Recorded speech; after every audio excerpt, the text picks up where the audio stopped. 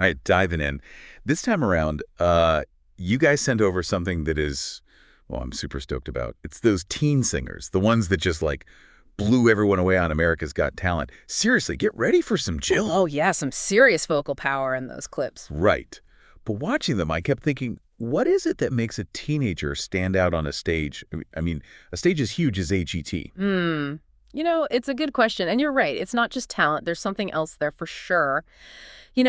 Watching these clips, one thing that really stands out is how much the judges, they really focus on originality. They're not just looking for someone who can sing good. They want that unique voice. That's something special. Yeah, like they want someone who sounds like nobody else. Exactly. Like Courtney, for example. Yeah. She's only 13, right? Right. But when she did Janis Joplin, I mean, it was like she channeled Janis, not just imitated the sound. Right. And she got the golden buzzer from Howie Mandel. She did. She knew that story about Clive Davis discovering Giannis. Yeah, she just owned that performance. And it wasn't just her voice. It was her whole look. It was like spot on Giannis. Absolutely. Speaking of style, remember Beachy with that double denim? Oh, yeah. Even Simon compared her to like a young Harry Styles. He said she has that certain it factor. What even is that, though? I mean, can you define that? It's tough to pin down, that's for sure, but I think with Beachy, it was a few things. Like, she had this amazing stage presence. You couldn't take your eyes off her even before she started singing. Right. And then there's that mix of confidence and vulnerability. It's like they're inviting you in. Okay, yeah, I get that. So it's not just about being like a copycat. Right. It's about making your own, putting your own spin on it. And it's not always tied to just the voice. We've got Evie CLA, her story about her dad battling cancer. It was, I mean, you could feel that emotion in every single note. Oh, yeah. Her technique, it was great. Yeah. But it was the emotion. That's what got to me. Yeah, Evie CLA's performance, it really shows how, a story can just elevate a performance beyond just how good you can sing. You're totally invested in what's going on with her. You can't teach that. Right. And then you have someone like Danelia. Oh, man, she had this incredible transformation on stage, a metamorphosis. Yeah.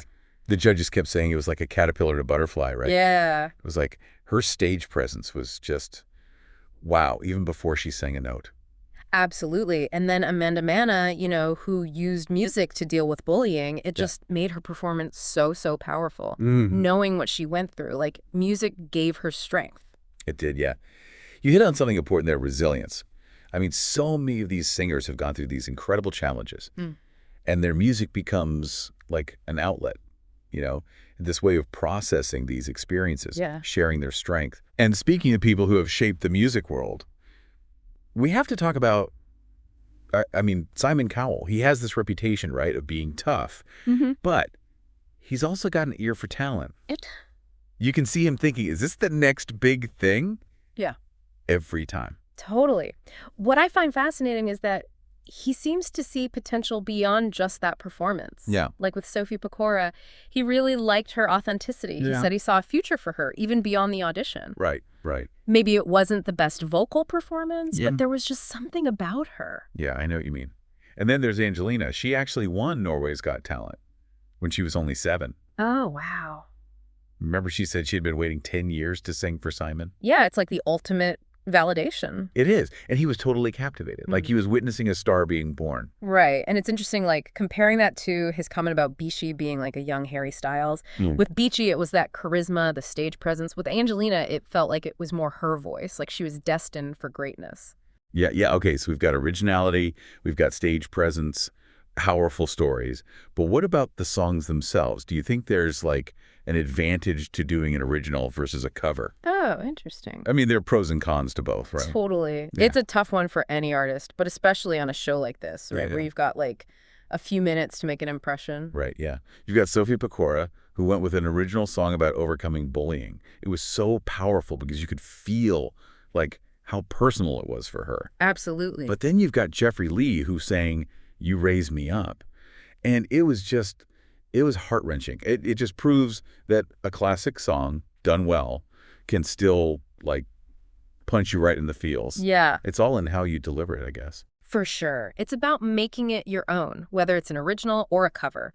And even Charlotte, who really wowed the judges with her original song, talked about how hard it is to perform your own music on a stage that big with a full band. I mean, that's That's a whole other level. You got to be a total pro.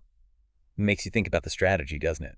Would you play it safe with a cover, something people know? Mm. Or would you go all out with an original? It's like choosing between what's familiar Yeah. versus, well, the potential of something totally new. It does, yeah. I think I'd be tempted to go original just to really show who I am, But a killer cover, that can be just wow.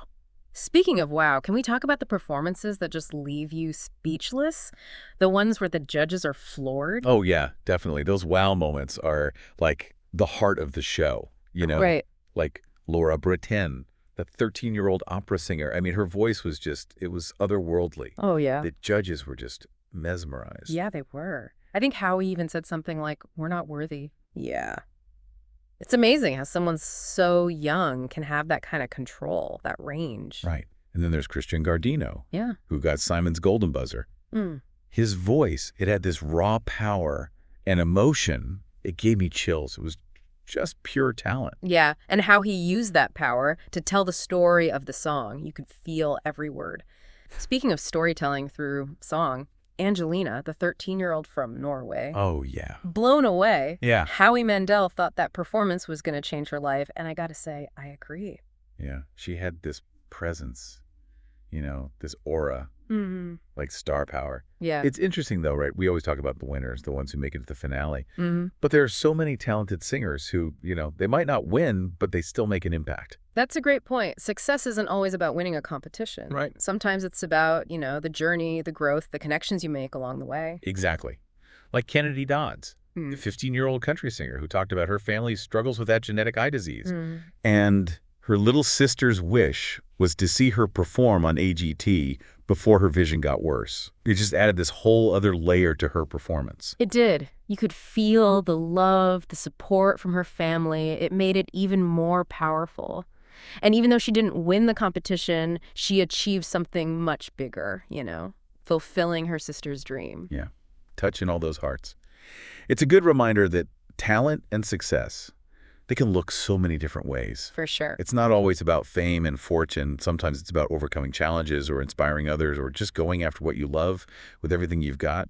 Honestly, isn't that what AGT is all about? Yeah. It's about those moments that make you feel like anything is possible. Right. These singers are like living proof that going after your dreams, it's a journey. It's not about the destination. It's about embracing the ups and downs, the challenges, the victories, and never giving up on what lights you up inside. Yeah, and sometimes it's about taking risks, stepping outside your comfort zone. Like Callie Bev, the 16-year-old cancer survivor. Oh, right. She didn't let anything hold her back. Yeah. She just went for it. Yeah. It's a testament to the human spirit, how strong we can be, turning pain into art and using that platform to inspire. That's impact. It was remarkable. It reminded me that we all have our own, fight songs, those anthems that get us through tough times, that push us to keep going. Absolutely. And it's not always about overcoming something bad either. These performances, they also show us the pure joy, the fun that music can bring. It's contagious. Oh, yeah. It is. Like Michaela Phillips, the 15-year-old who just like lit up the stage with her energy. Yeah. And that smile. Yeah. Infectious. Yeah. It was impossible not to feel that. You couldn't help but get swept up in it. She was having a blast. Yeah. And it made it even more fun to watch. Right. It was like watching someone come alive up there. Mm-hmm. And the judges felt it too. Heidi Klum even said she thought Michaela would win the whole thing. Oh, yeah, she did. I think it shows that sometimes the performances that really grab you are the ones that come from, pure love of the music. Definitely. Yes. That passion is undeniable. Yeah. And it's something we can all learn from, to approach our own passions with that same energy, Yeah. that excitement. That's a great takeaway. So we talked about emotion, storytelling, the wow factor, but we can't forget about the skill, the technical stuff. Some of these singers have voices that are just mind-blowing. Oh, yeah. We talked about Laura Breton, her operatic voice, just wow. And Christian Gardino, his voice had that power that sent chills down your spine. They're both incredibly talented, and you can tell they've put in the work, the time, to hone their craft. Right. They're not just coasting on natural talent. No. They're dedicated. They're disciplined. And you can tell they love it. Yeah, it's inspiring seeing that kind of commitment, especially at that age, like Thomas Day, for example. High school junior, balancing football and singing. Oh, wow. Even though he didn't get to the next round, The judges saw his potential. They encouraged him to keep going with his music. You know, that's something I really like about the judges on AGT. They're not just looking for, like, the perfect performer. Right. They're looking for potential, for passion, for that willingness to learn and grow. It shows that success, it's not a straight line. You Right, know, right. that sometimes it's about taking risks, trying new things, being open to feedback, even when it's hard to hear. Yeah. And Thomas, he handled the critique so well, so maturely. It's a good lesson for anyone doing anything creative. You're going to face rejection, setbacks, but it's how you deal with them, that Yeah. shows your character. Absolutely. And speaking of challenges, can you imagine the pressure on these kids Oh, yeah. on a stage that big with millions watching? Yeah. I'd be terrified. I know, right? It's a lot for anyone to handle, especially teenagers. Yeah, But it's amazing so many of them just rise to the occasion. they do. They showcase their talent, but they also show composure, resilience. They really do. It speaks to their character and their ability to perform under pressure. Mhm. They're not letting the nerves get to them. Like Amanda Manna, who we talked about earlier, she channeled that experience with bullying into that powerful performance of Natural Woman. Yeah. She didn't let it define her. Now, She used it to fuel her art and to inspire others. powerful moment. It was a moment of triumph, not just for her, but for anyone who has ever faced adversity and come out stronger. Yeah, it really was. It's a reminder that music, it can be such a powerful force for healing, for empowerment, for just expressing yourself. And those moments, those real authentic moments, they often highlight how important community is, right? Like having support. We saw with EVCLA dedicating her song to her dad, battling cancer. It was so moving. A tribute to the strength we get from the people we love. It really was. And you have Kennedy Dodds, who she was inspired to audition by her little sister, and you could just feel her family support the whole time. And it clearly helped her confidence. It makes you realize you don't achieve your dreams alone. No, you don't. You need people who believe in you, who encourage you, who help you be the best version of yourself. You do. It shows that success, it's often a team effort. Like, we're all connected, more than we realize. And these singers, they're a great example of that. They are. They remind us of the power of human connection, Right. and what we can achieve when we support each other, lift each other up. And it's not just about the stage, right? It's about how these performances make us feel, the audience. They inspire us, they move us, and they even make us want to, tap into our own creativity. Oh, absolutely. Have you ever watched one of these performances and just felt like a jolt of inspiration or like a little bit of hope? I have, yeah. It's like they're saying, hey, it's okay to embrace those things that make you unique, Share your gifts with the world. Yeah. You can't help but feel it, that energy. Why do you think music has that power, though, to affect us so deeply? Why do these performances stick with us, even after the show's over? I think it's because music, it goes beyond words, It crosses language barriers, cultural barriers. It speaks to something we all share, those feelings, experiences. It connects us in a way that words just, they can't. And when you combine that power with, the raw talent, the passion of these young singers, magic. It's a reminder that art can change lives. It can inspire change. It can bring people together. Yeah, and those teen singers on America's Got Talent, they're proof of that. They're not just singers, they're storytellers, they're dreamers, they're hope. They are. They've shown us that age doesn't matter when it comes to going after what you love, to sharing your gifts. And they've reminded us that music, it really can be a universal language. It connects us all. It does. So as you think about everything we talked about today, keep exploring, keep listening, and keep believing in the power of music. What did you learn about talent from all of this? What stories really resonated with you? And how will you use this inspiration going forward? We want to know. Keep the conversation going. Never stop believing in your own unique voice. Until next time, keep diving deep and keep the music playing. All right, let's dive into something we all do, but maybe don't always think too much about. How to introduce yourself, how to do it confidently in English. We've got this awesome resource that breaks it all down, and they've got it split up in these 4 chapters. We'll get into it all. From how to talk about what you do for work, to your hobbies, and even, your personality. Yeah, and the thing is, right, people often think introductions are just a formality, but they're so important because it's the foundation of any interaction you have, and there's so much more to it than just your name and what you do. For sure. So let's jump into chapter 1 here, which is all about how we talk about our work lives. I mean, we've all said it right. I work as a kit. It works. It gets the point across, but it's Not very exciting.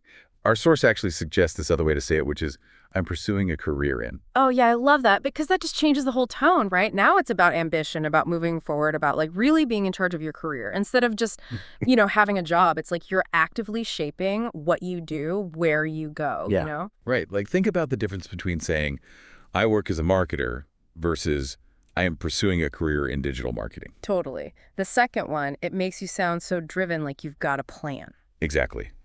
And our source talks about another great phrase for showing how much you've grown in your work. Work my way up. Like I started as an intern, worked my way up to project manager or something like that. I like that because it shows dedication, that Yeah. you're not afraid of hard work. It shows that growth mindset, which is something that everyone, like whether it's a new friend or an employer, everyone likes to see that. Yeah. It's like saying, I'm here to grow and learn, you Right. know. But what if you want to show off how much you know about something? Like if you've got some special knowledge, our source suggests using the phrase field of expertise. Right, because then instead of just saying your job title, you're really owning what makes you unique. You're showing you're not just knowledgeable, but you're passionate about it.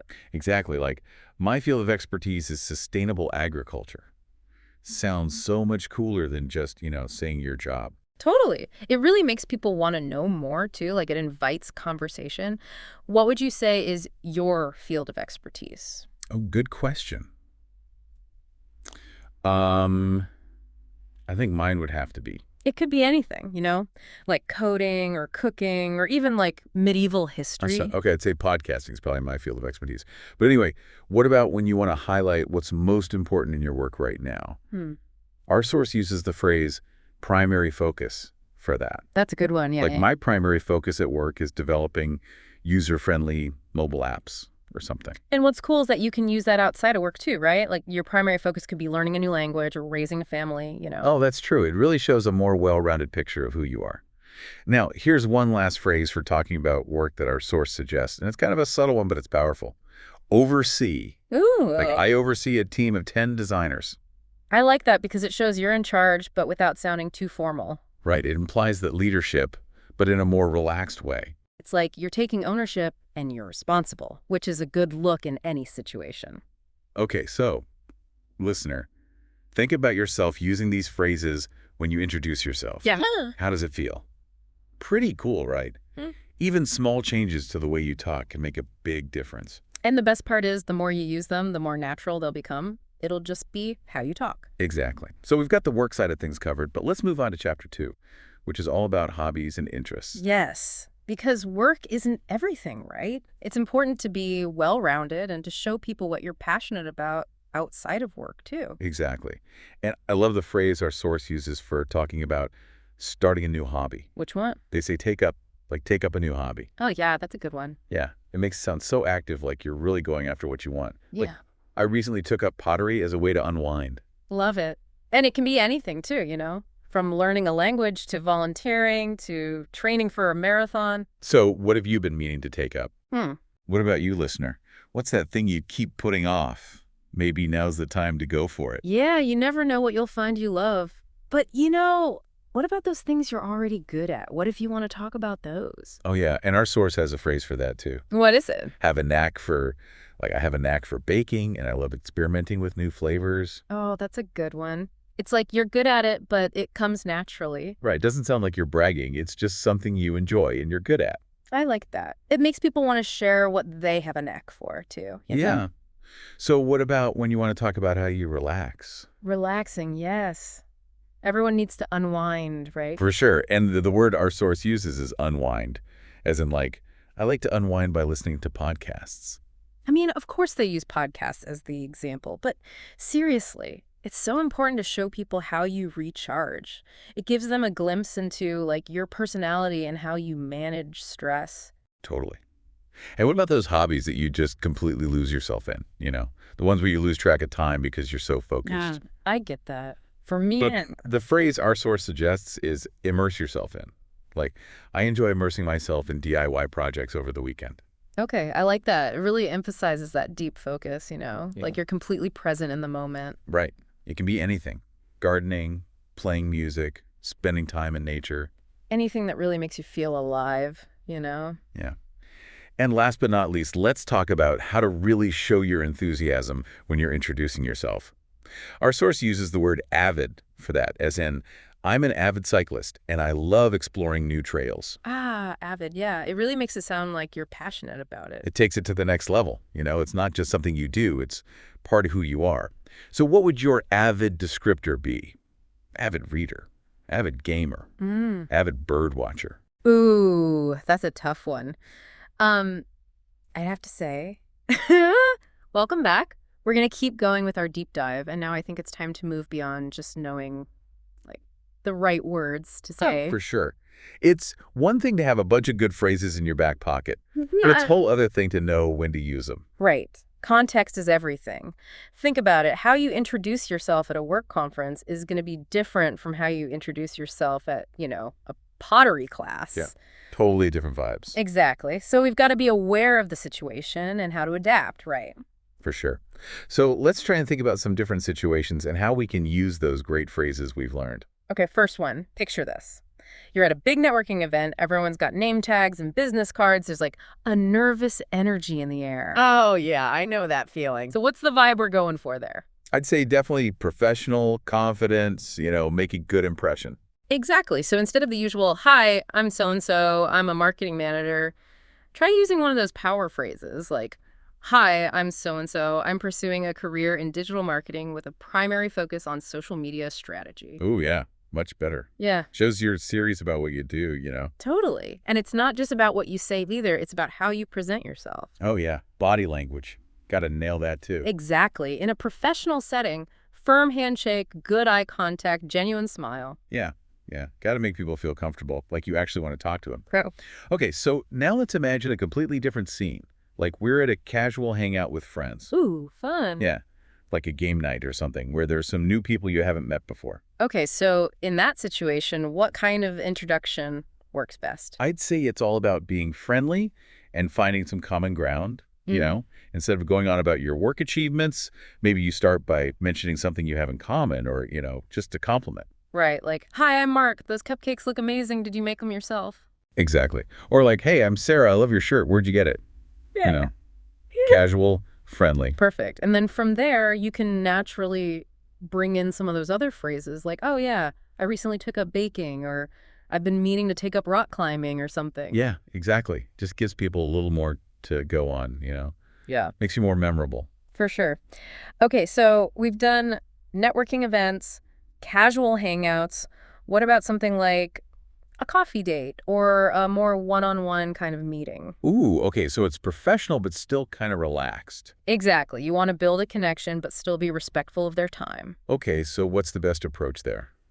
Well, I think it's good to start by acknowledging why you're meeting and being appreciative, Like, hi, Lisa, it's great to finally meet you. Thanks for taking the time to chat about this project. Oh, I like that. It's straightforward but still friendly. Yeah, and then you can briefly mention your background, but keep it focused on what's relevant to the meeting, Right, like if it's for a potential freelance project or something, you could say, as you know, I've been freelancing as a graphic designer for the past few years, and I'm really passionate about creating visually stunning brand identities. Exactly. You're giving them context without overwhelming them. Yeah, for sure. And, of course, don't forget to be interested in them, too. Ask questions. Show that you're actually engaged in the conversation. Absolutely. I'd love to hear more about your vision for this project or something. It shows you're listening and you care. So we've covered, like professional networking, casual gatherings, one-on-one meetings. It's amazing how just thinking about the situation can totally change how you approach introductions. Right. It's like having a secret code for confident introductions in any situation. I love that. But is there anything else, like any other secret tips we should know? Oh, there's always one more secret ingredient, right? Okay, I'm all ears. Tell me. What is it? It's all about being present, really connecting with the person you're talking to.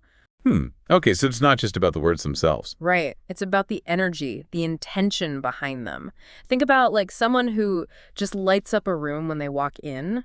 Oh, yeah, I know what you mean. It's not always about what they say, it's how they say it.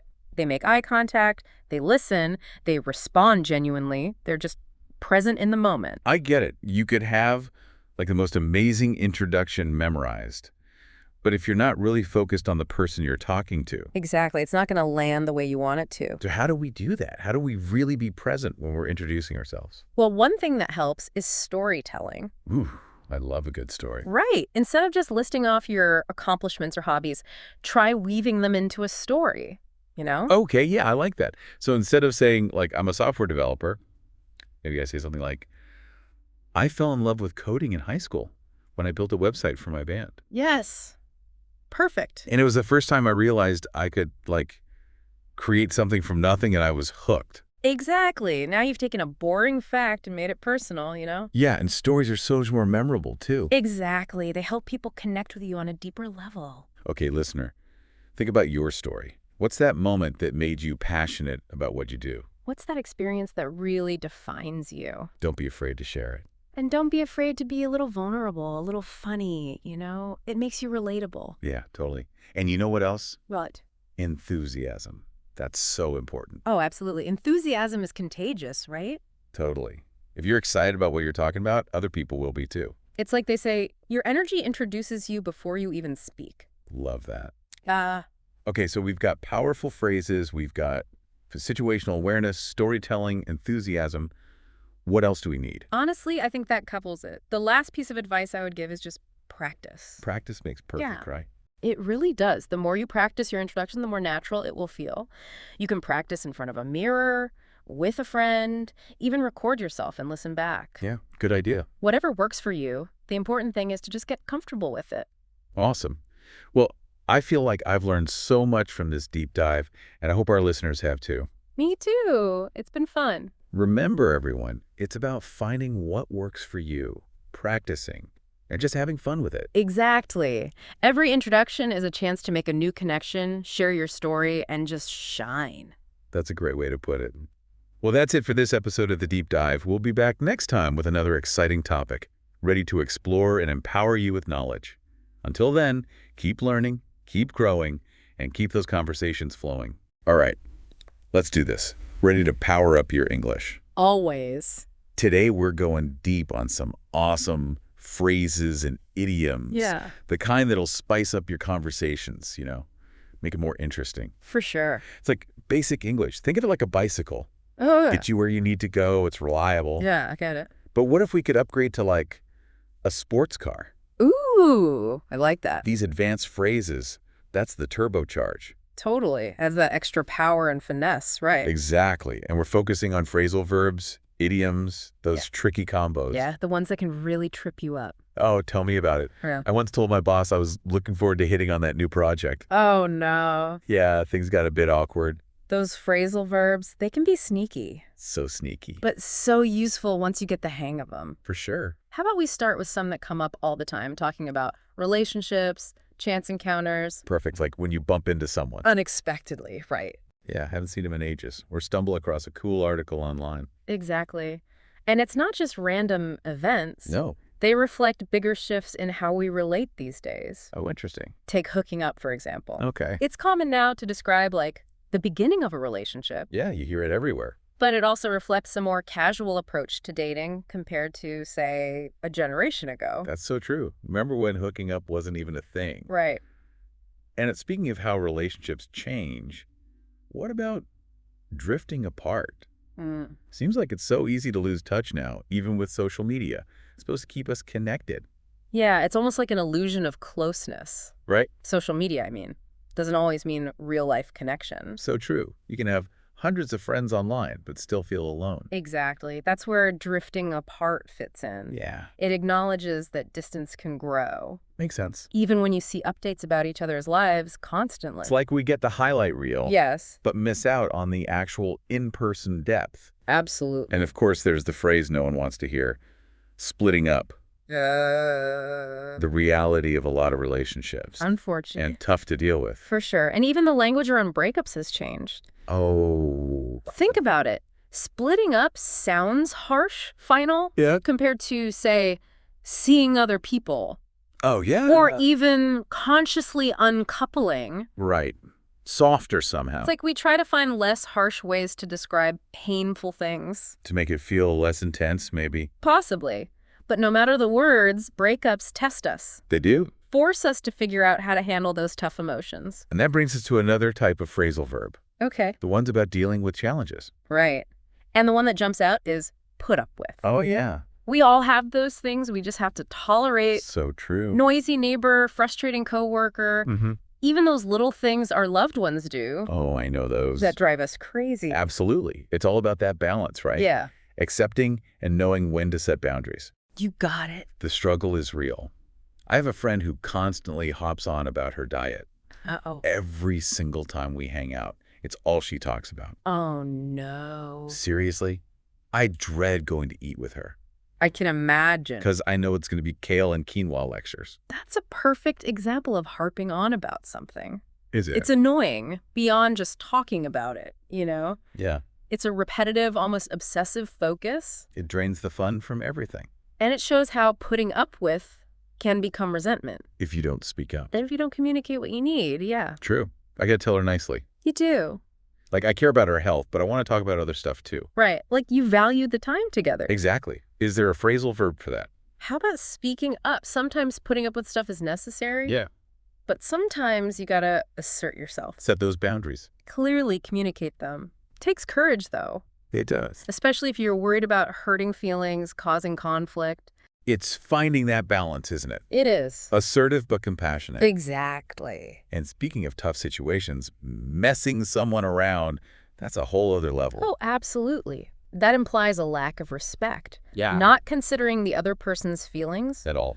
broken promises, manipulation, just being inconsiderate. Leaving the other person hurt, confused. Yeah. And it can impact trust, self-esteem, long-term. Big time. Important to see those red flags. Early on. Don't just put up with that kind of treatment. Nope. Not worth it. But on a positive note, Yeah. we've got phrasal verbs about problem solving, overcoming those challenges. I do. Love that. All about solutions, moving forward. Me too. Think about a time you had to figure something out. Right. Could be anything, a tough math problem, confusing instructions. Yeah, I've been there. Figuring out is that process using logic, knowledge, Trial and error. sometimes Yeah. to get to the solution. It's that aha moment Yes. when everything clicks. Love that feeling. The satisfaction of cracking the code. Yeah, totally. And then there's dealing with something more active, tackling a problem head on. Like confronting it. Yeah, or making hard decisions, taking action to fix it. So it's more proactive than just figuring it out. I'd say so. It's taking charge. I like that distinction. And then we have grappling with. Ooh, that sounds intense. It is more intense struggle with something complex, confusing, emotional. Like really wrestling with it. Yeah. Trying to understand, find a way forward, Could be a big life decision, personal challenge. or even a really tough concept to grasp You're right, that feeling of effort, even a little frustration. while you're working through it. And haven't we all had a lot of grappling with moments lately? Oh, absolutely. Life throws those curveballs. It does. And sometimes you got to roll up your sleeves, grapple with them the best you can. So true. It's interesting, isn't it? What's that? How these phrasal verbs, they often reflect like deeper stuff going on. Oh, okay. Putting up with, for example. It connects to our tolerance, even self-worth. That's fascinating. You're right, there's a whole psychological side to it. Is that there? Why do some people put up with way more than others? Good question. Like, what's the deal with that? It's complicated, but What? cultural norms could be part of it. Okay. Personal experiences, personality even. Makes sense. Some folks have higher tolerance for discomfort Right. or don't feel as able to set those boundaries. Like some have built-in annoyance shields. Maybe. And others feel things more strongly. It makes you wonder, those who put up with a lot, Hmm. are they secretly full of resentment? Could be. That's why learning to speak up is so important. To advocate for what you need. Yeah. Bottling stuff up can lead to, well, emotional baggage. It's true. Like the saying, resentment is like drinking poison Oof. and waiting for the other person to die. Yeah. But let's switch gears to something Wonderful. more positive, relationship-wise. I'm all for that. Building each other up. Yeah. Now, that's a phrase I love. Me too. It's about using our words to encourage. Support, inspire. Exactly. See the strengths, celebrate wins, help people see their potential. Like a verbal high five. I like it. It can really boost someone's confidence. For sure. Though there's a line, isn't there, Oh, yeah. between genuine encouragement Uh-huh. and Going overboard, maybe. Too much praise. It can feel insincere then. Right, almost manipulative. If it's more about our need for validation. Actually supporting them. Yeah. Yeah. Like those over-the-top compliments, Where you're like, okay, what's your real motive here? Right. Authenticity is key. It really is. And I think that applies to all these phrasal verbs. In a way, yeah. It's not just definitions. It's the nuance. The intention behind the words. Using them in a way that feels real true to you. Well said. It's like learning a new dance move, Okay. I like You that. can watch the steps, Right. but to really make it your own. You got to feel the rhythm. Exactly. Speaking of practice, how about those phrases about discovery? Like what? When you stumble across something unexpected. Oh, I love those moments. Me too. Or hit upon a brilliant idea out of nowhere. Those sparks of magic. They make life so much more interesting. For sure. Like when you're in a bookstore Browsing, yeah. and you find a book that's like meant for you. Oh, yes. Or working on a project, Mm-hmm. and the perfect solution, boom, it hits you. Those are the best. Makes you wonder, is there some, unseen force at play? Orchestrating these coincidences. Or is it just our brains making connections in ways we don't fully get? It's a mystery. But whatever the reason. Yeah, Those discoveries can be so inspiring. motivating too. Totally. And they often lead to finding out more. You want to dig deeper into that thing that caught your attention? It's like following a trail of breadcrumbs. Ooh, nice image. Curious to see where it leads. And sometimes that involves working something out. You got it. Putting Yeah. the pieces together, understanding something complex, Could be research, experimenting or just time to think it through. carefully. Yeah. Like a puzzle. But the pieces or ideas, concepts, even emotions. Ooh, that's good. And some of those puzzles, they're tough. Oh, yeah. Times when you got to think something through really carefully. Weigh the options Pros and cons, all the possible outcomes. before deciding. Being strategic, especially when it matters a lot. But sometimes the best decisions, Yeah. they come from those moments of clarity, When the answer just pops into your head, like out of thin air it's like your subconscious was working on it. in the background. And then, bam, solution. Those moments are amazing. A gift from the universe. It can lead to a burst of creativity. Inspiration, too. Speaking of which, let's talk about phrasal verbs for expressing ourselves. Connect it. Okay. We've done speaking up, building someone up. But what about standing up for something you believe in? Love that one. It takes courage, Conviction, too. willingness to fight for what's right, Yeah, even when it's hard. even unpopular. Strong moral compass. Speaking truth to power, even when it's risky. And sometimes standing up for something Yeah. means reaching out to others. To build alliances. Create a force for change together. It's like that saying, if you want to go fast, go alone. If you want to go far, go together. Exactly. And reaching out to someone just to offer support. Especially when they're having a tough time. That can be so powerful. It shows empathy, Compassion. willingness to be there for them. Could be a phone call, a letter, just listening. A shoulder to cry on. Those small acts, they make all the difference. Sometimes it's just about cheering someone on. Letting them know you believe in them. You're rooting for them. Celebrating their wins, no matter how small. Like their personal cheerleader. It's contagious, those good vibes. Inspiring others to chase their dreams. But let's face it, we all mess up sometimes. You do. And then you got to find a way to make it up to the person you hurt. That's true. Acknowledging you did wrong. And taking steps to fix it. Could be an apology. A thoughtful gesture. Yeah. Changing your behavior, showing you learned from it. Sometimes it takes real effort, though, It does. to make it up to someone, Yeah. to show your sincere More than just words. actions rebuilding that trust. For sure. Speaking of communication, there's a whole other set of phrasal verbs. Wait, whoa. How we express our thoughts, Okay. We've done speaking up, reaching out. Right. But what about those times you have to explain something Oh, it's tough. to make someone really understand? I'm always working on that. Sometimes Right. I get so in my own head I get it. that I forget to think about how the other person is hearing it. Makes sense. It's like trying to explain a complicated game. To someone who's never played, Exactly. Where do you even start? it's a challenge. Breaking things down into small bits, Okay. clear language, checking they're getting it along the way, Like being a teacher? guiding them through it. And what about when you're trying to convince someone? Ooh, good one. to get them to do something. You got to talk them into it. It takes skill, right? A bit more finesse. Yeah, it's persuasion. Using logic, emotions, maybe a little charm And even, win them over to your side. but ethically right. Of course. No one wants to be tricked No manipulation. into doing something they don't really want to. Exactly. Persuasion should be respectful, honest, Transparent. about your perspective, acknowledging other views, finding common ground. And sometimes the best way Yeah. is to just talk it out, Openly, honestly. where everyone feels heard. That feels more like teamwork. Less about one person winning. Exactly. Though, let's be real, sometimes you just gotta vent. Oh, yeah. Just let it all out. Get it off your chest. Release those emotions, frustrations, without needing a solution. Like letting off steam. Pressure valve, Make space for calmer thinking afterwards. like after a good cry. Or talking to a close friend. You feel lighter. Your head's clearer. Speaking of feeling lighter, let's wrap this up on a high note. Okay, I like that. Phrasal verbs about change, new experiences. I'm all for that. Ultimately, how we grow as people. We've talked about challenges, We have. but in the end, it's about learning. Growing. Being our best selves. Exactly.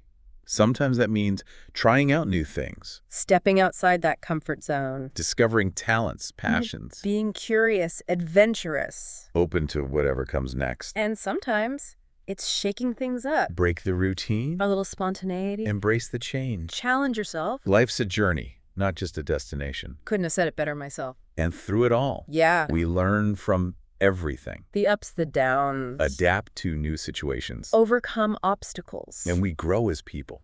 Beautifully put. And remember, listeners. Yeah. Language is powerful. Embrace these phrasal verbs and watch your communication skills get amazing. Until next time, happy speaking. Hey everyone, ready for a deep dive? Today we're tackling something big. Mental health, being vulnerable, and the courage to share our stories. Ooh, powerful stuff. We're focusing on this really intimate conversation between this globally known artist and her mother. Okay, I'm intrigued. And what's so cool is they don't just talk about the hard parts, the struggles. They also share how they've learned to embrace imperfection, finding their voice, being kinder to themselves, that whole journey. Sounds like they're going beyond the typical polished celebrity narrative. Exactly. It's so real, so honest. It really struck me how brave the artist is to open up about being diagnosed with bipolar disorder. That's huge, having that platform and choosing to be so open about mental health. And she doesn't just talk about treatment. She talks about learning to live with it, not constantly trying to fix it. She even calls it her friend, which is such a different way to look at it. Yeah, definitely unique. Makes you think, doesn't it? Do you ever feel like that? Like instead of fighting mental health, we could try to understand it better. Absolutely. It's like we hear so much about overcoming mental health challenges, achieving this perfect state of normal. But she's saying, what if we try to understand it, even befriend it? I love that. Yeah. Befriend it. It reminds me of how she talks about the pressure to be perfect, especially with everyone watching her every move. Right, that constant scrutiny. She tells this story about being a banana for Halloween. Yeah. Super simple costume, while all her friends were dressed up in these elaborate outfits. Ah, I love that. Such a small thing, but it really says something. It does. Like she's choosing not to buy into this image of perfection we see everywhere. It's almost like a quiet rebellion, you know? And as a celebrity, choosing not to be the most glamorous, the most on-trend, it's pretty powerful. So true. And it makes you think, what if we all tried to embrace imperfection a little more? Not just in our personal lives, but in our work too. What if instead of fearing imperfection, we saw it as an opportunity? That's exactly what she talks about. She says some of her best creative moments, whether in music or acting, came from mistakes, from unexpected turns. Right. It makes you wonder, what breakthroughs are we missing out on because we're so afraid to mess up? Now, we can't forget about the other important voice in this conversation, her mother. We get this whole other layer to the story. The mother's perspective is so crucial. We often hear about the person dealing with the mental health challenges, but what about the people closest to them? How does it impact them? And she doesn't shy away from it at all. She's so honest about the struggles of raising a child while dealing with her own challenges. She even talks about experiencing a miscarriage. Wow. That rawness is what makes this so impactful, so relatable. She talks about therapy, but also this really simple thing she did, making herself leave the house every day. Interesting. It wasn't about doing something grand, but those small steps to reconnect with the world. Almost like tiny acts of self-care. Like sometimes it's not about these huge gestures, but about showing up for yourself in simple ways. Right. And it's something we can all do, no matter how busy life gets. Exactly. Do you find those smaller acts of self-care resonate more with you? Oh, definitely. They feel way more achievable. And speaking of showing up, the mother is so open about those times she felt like she was failing as a mother. It's something a lot of parents can relate to. I think so many parents feel that way, but it's not talked about enough. Mm. We have this idea that parents should have all the answers, that their love conquers all. But she's showing us, hey, we're all human, we all make mistakes. Doesn't that feel kind of relieving to hear? Absolutely. Gives you permission to let go of some of that judgment, that pressure to be perfect. We're all doing the best we can, right? Right. And it makes me think about the dynamic between these two women. Yeah. Despite all the challenges, there's this clear love and respect between them. A strong bond. The mother even says she couldn't bring herself to watch her daughter's documentary. It brought back too many painful memories. But at the same time, the artist talks about how she pushed her mother away during those times. I think that push and pull dynamic is something so many families go through. That need for independence, but also that longing for connection. Yeah, it's complicated. And it makes you think about forgiveness, not just for others, but for ourselves too. Forgiveness is a huge theme for them. And it's not just about letting go of grudges. They both talk about forgiving themselves for the mistakes they made. It makes you wonder, how much lighter would we feel if we could extend that same grace we seek from others to ourselves? So much lighter. And it leads to something they both emphasize, kindness and understanding. Like remembering that we never truly know what someone else is going through. It's a call for empathy. And what's interesting is they're not just talking about it. Did you know they co-founded a company focused on mental health? Wait, really? Tell me more. Yeah, it's pretty amazing. They're really walking the walk. It's not just about awareness. They're creating resources, a safe space where people can get support, information, find a community, like turning their pain into something positive, you know? That's so awesome. It makes me think about what the artist said about representation. She doesn't want people to look at her and think she has it all figured out. Right, like she's saying, hey, this is part of my life, but it doesn't define me. It's such a good point. Think about how powerful it would be to see mental health portrayed more realistically, not as a weakness, but as part of being human. Yeah, I think that could really help people feel less alone, less like, oh, there's something wrong with me. Totally.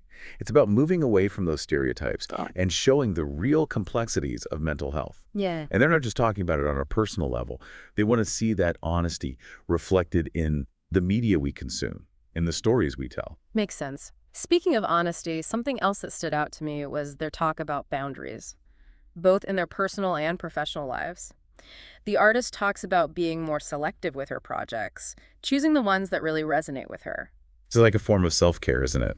Saying no to protect your energy. Exactly. And her mom talks about learning to say no without guilt, putting her well-being first, even when it felt weird at first. They're both showing us that boundaries aren't selfish. It's about respecting yourself. Right, it's healthy. And it makes you think about how much pressure there is, especially on women, to be everything to everyone. They're like, nope, it's okay to focus on what matters to you. I love that. And even with all the serious topics they cover, they don't forget about joy. They both talk about finding joy in the simple things. Nature, time with loved ones, those everyday moments. It's like a reminder to be present, Totally. Do you ever find yourself appreciating those smaller moments more after hearing them talk about it? Oh, for sure. It's like they're giving us permission to slow down, to notice the good stuff that's already there. It's not about ignoring the hard things, but making space for the good stuff too. And speaking of good stuff, they both talk a lot about gratitude. It's like they've made it a practice, finding those silver linings, even when things are tough. Gratitude is powerful. It really can shift your perspective. It's about choosing to focus on the good. And it's interesting. They also touched on their spirituality, but in different ways. The artist talks about her faith, her belief in a higher power. And her mom talks more about nature, that feeling of connection to something bigger than herself. It shows how spirituality can take so many forms, right? Absolutely. It's that personal search for meaning, whatever that looks like for you. Something they both emphasize that I think a lot of people can relate to is learning from mistakes. Seeing setbacks not as failures, but as opportunities to grow. Oh, yeah. I've definitely had my share of those. Me too. Yeah. But it's inspiring to hear them talk about embracing those mistakes, using them to become wiser and stronger. It's about shifting your perspective, right? Seeing those mess ups as valuable lessons. Exactly.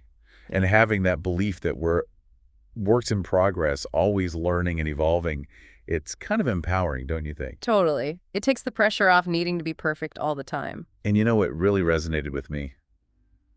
The artist's mom's advice to take your time. Such a simple phrase, but so much wisdom packed into it. Especially in today's world where everything feels so rushed. So go, go, go. It's like she's saying, hey, it's okay to slow down. Healing, growth, it all takes time. Be patient with yourself. Love that.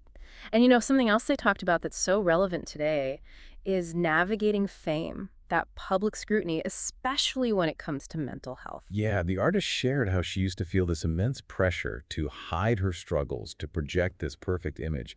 But now she's using her platform to advocate for mental health awareness. She's choosing authenticity. It's like she's saying, we need to challenge those expectations. It's okay to be real, to show our true selves. Right. And think about the impact that could have. Yeah. Seeing people in the spotlight being open about their mental health struggles, it could really help break down the stigma. It's about moving beyond those one-dimensional portrayals and showing the full spectrum of human experience. Absolutely. And ultimately, they both seem to have found a way to create lives that feel authentic and fulfilling, even with the demands of their careers and that constant public attention. It's inspiring, right? Like they're showing us that it's possible to prioritize well-being, to live in a way that feels true to you, even when life gets crazy. Now, they also talk about the power of a positive mindset, focusing on the good, choosing to see the world through a lens of hope and possibility. The artist talks about learning to reframe those negative thoughts, to savor the things that bring her joy. And her mom talks about cultivating an attitude of gratitude, finding those silver linings. It's not about pretending everything is perfect, but about actively choosing to focus on the good. And it takes effort, right? But it can make a world of difference. They both seem to have cultivated this inner peace, this sense of contentment, even amidst the ups and downs of life. It's like they've learned to ride the waves, you know? Not letting the challenges completely knock them down. And one thing that really stood out to me was when the artist talked about her childhood.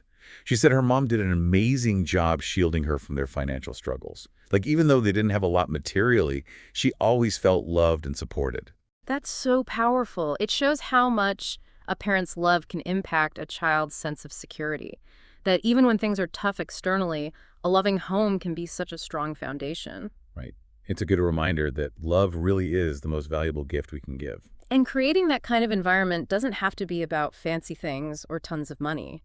It's about the quality of the relationships, that unconditional love and acceptance.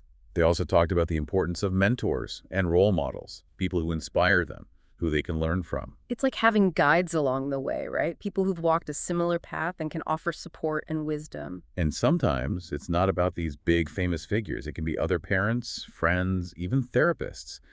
Anyone who can offer a different perspective or a helping hand. And I love how the artist talked about wanting to disarm people from the celebrity part of her life. Like, she wants people to see her as a human being, someone who gets it, someone who understands the challenges that everyday people face. She's looking for that genuine connection. Right. She's saying, hey, we're all in this together. Fame and fortune don't make you immune to the human experience. It's a good reminder that we all have those basic needs, that longing for connection, for belonging, no matter who we are or what we do. And that shared humanity is what ultimately connects us. Despite our differences, we're all just trying to figure things out. They both seem to have really embraced that idea, Yeah. embrace their humanity, their imperfections, their vulnerabilities, and they're using their platform to inspire others to do the same. It's a message of hope, of resilience, and it's so powerful because it's coming from a place of authenticity. They're not preaching from some perfect pedestal. They're saying, hey, we've been through it, we're still going through it, and we're here to tell you it's okay, you're not alone. It's really inspiring to see how they've taken their personal experiences and turned them into something that can help others. And one of the things that really stood out to me was their shared emphasis on forgiveness. Both the artist and her mother talked about the importance of forgiving themselves and others, recognizing that everyone makes mistakes and that holding on to resentment only hurts us in the end. Forgiveness is such a powerful act of self-healing, isn't it? It's not about condoning hurtful actions, but about releasing the negative energy that keeps us stuck in the past.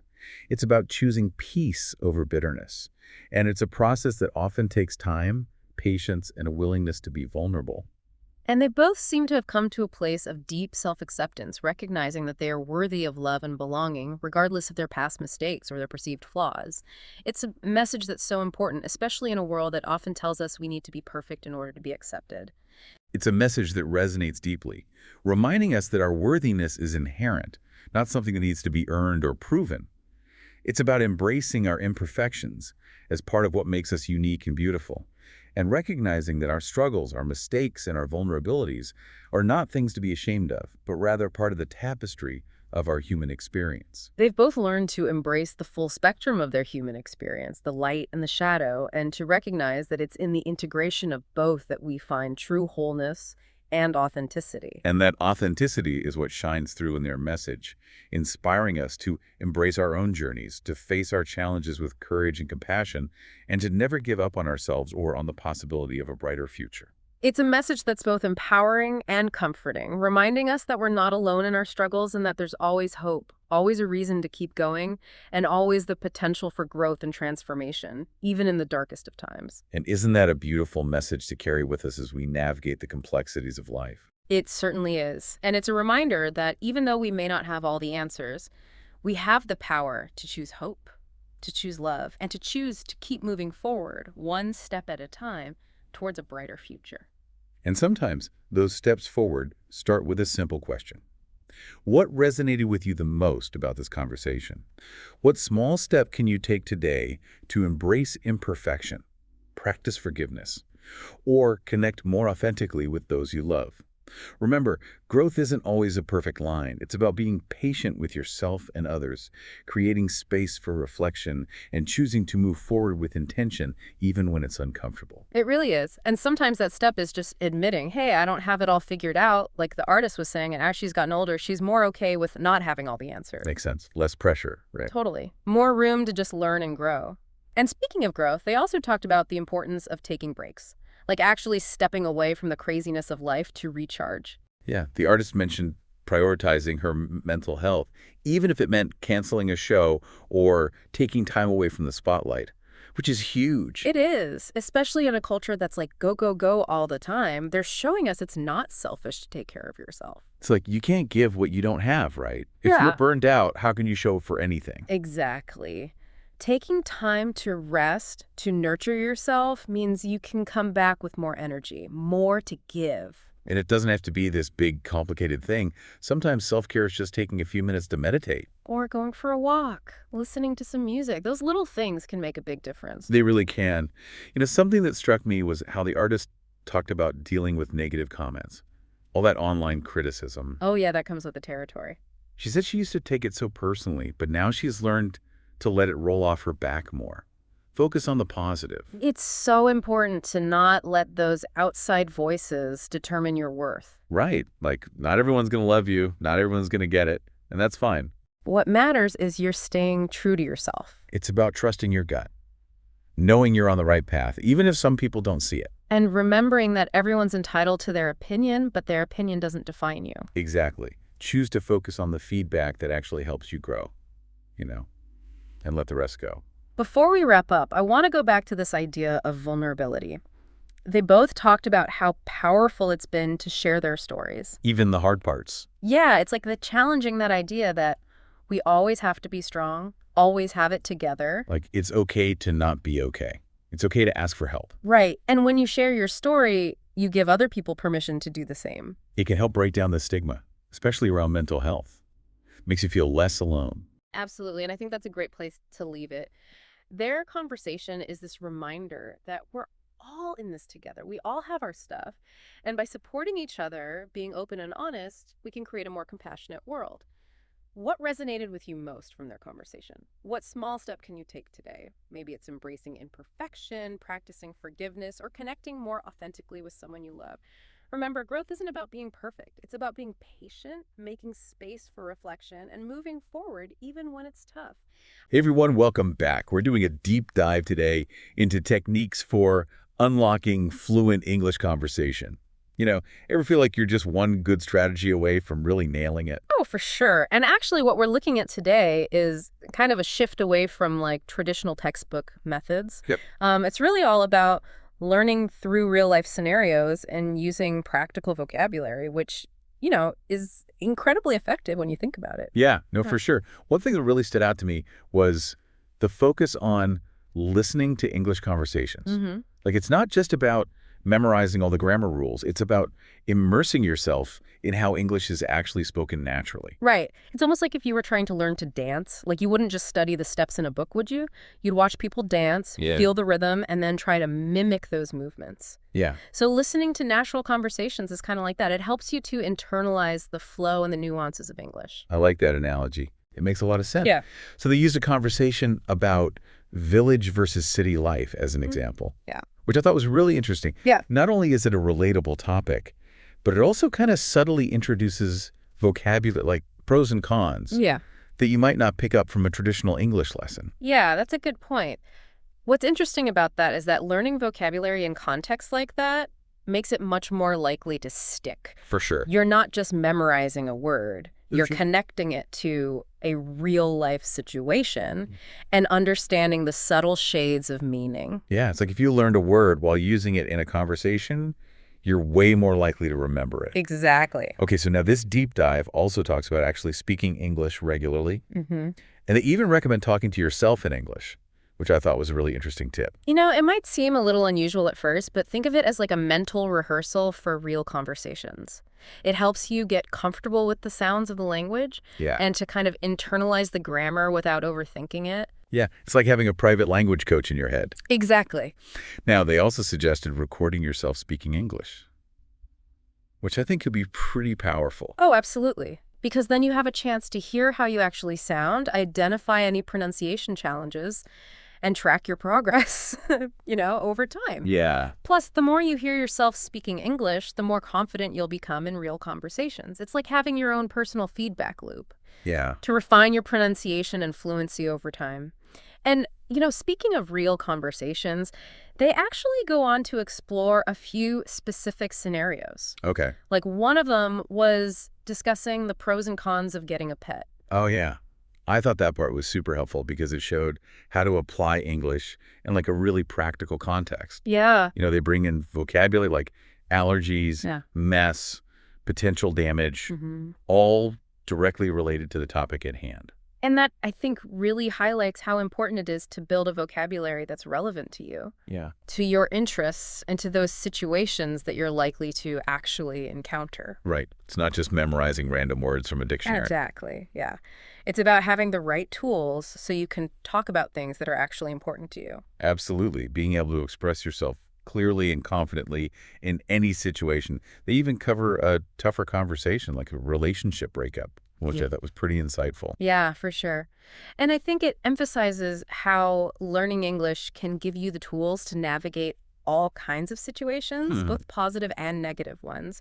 So, it's about having the language skills to communicate your thoughts and feelings, even in moments that are really emotionally charged. Yeah, it's about connecting with people on a deeper level, regardless of the situation.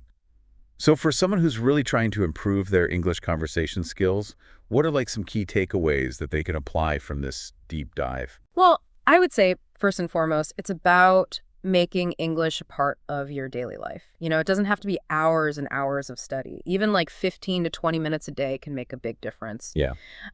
So it could be as simple as like listening to an English podcast while you're commuting. Yeah. Or watching a short video during your lunch break. Totally. Exactly. The key is to find ways to incorporate English into your routine in a way that feels natural and enjoyable for you. Don't be afraid to kind of experiment with different things and see what works best for you. For sure. Yeah. Some people might prefer visual learning, like watching movies with subtitles. Mhm. Others might be more auditory learners, enjoying audiobooks or music. The important thing is just to make it a consistent habit. Absolutely. And don't underestimate the power of speaking. Yeah. Like, look for opportunities to practice with other people, Okay. whether it's through those online language exchange platforms or conversation groups, even just like striking up a conversation with someone you meet at a coffee shop, Right. that kind of thing. I know that can feel a little intimidating at first, but most people are really supportive and appreciate the effort Oh, for sure. that you're making to learn their language. And even if you don't have access to native speakers, there are still ways to practice. Okay. Talking to yourself, recording yourself, even just participating in online forums or chat groups can help you build fluency and confidence. Yeah, those are great ideas. Mm-hmm. Now, one thing that I think holds people back a lot is the fear of making mistakes. Mm-hmm. They're so worried about sounding foolish Yeah. that they just don't speak at all. What advice would you give to someone who's struggling with that fear? I think that's super common, It's totally understandable to feel that way. But I think it's important to remember that making mistakes, it's a natural part of learning anything, really. Yeah. Not just language. It's how we learn and grow. Right. Yeah, it's like learning to ride a bike. You're going to fall a few times before you find your balance. Exactly.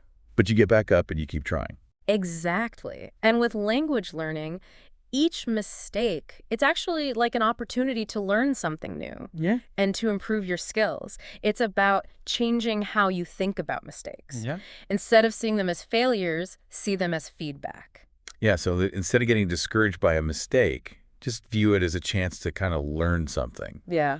and to refine your understanding. And this deep dive actually emphasizes that, like embracing the learning process and not being afraid to experiment. Yeah, I think that's such an important message. It kind of takes the pressure off, Yeah. You don't need to be perfect. It lets you actually enjoy the process of learning Exactly. and exploring the language. Because ultimately, fluency isn't about speaking perfectly. It's about being able to communicate effectively Yeah.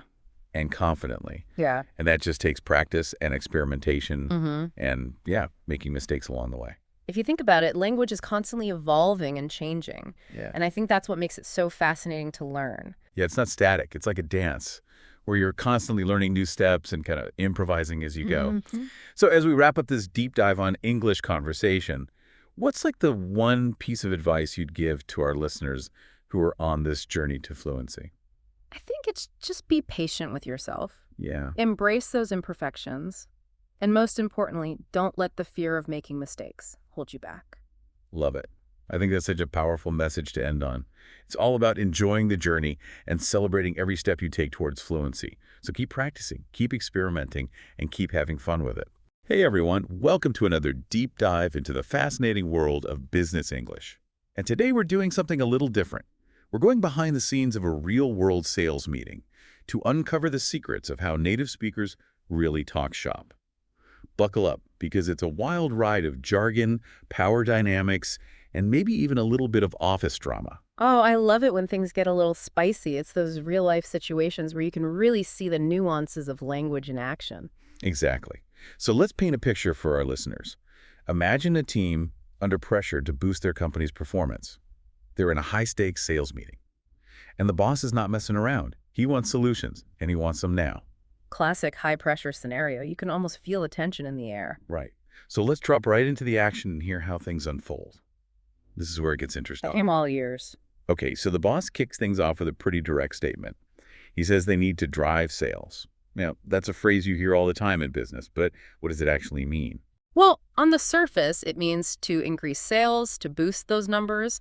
But it's also about taking action, being proactive, not just sitting around and hoping for the best. Ah, so it's not just about the numbers themselves. It's about the energy, the drive, the hustle behind them. Exactly. And you can hear that in the boss's tone. He's not just stating a fact, he's issuing a challenge. I like that. Like drive sales is a verb disguised as a noun. Haha, I like that way of putting it. So how does the team respond to this call to action? Well, one of the team members, Roger, points out a key challenge. He says their company is the most expensive in the market. Now, what does that tell us about their situation? Well, in the market basically means their specific industry or sector. So Roger is highlighting that they're priced higher than their competitors. Ah, so that's why they're struggling to drive sales. Customers are probably going for the cheaper options. Exactly. And that puts even more pressure on the team to come up with creative solutions. Okay, so let's hear what Roger proposes, because his idea gets a pretty strong reaction from the boss. Oh, this is the part I've been waiting for. Haha, I know, right?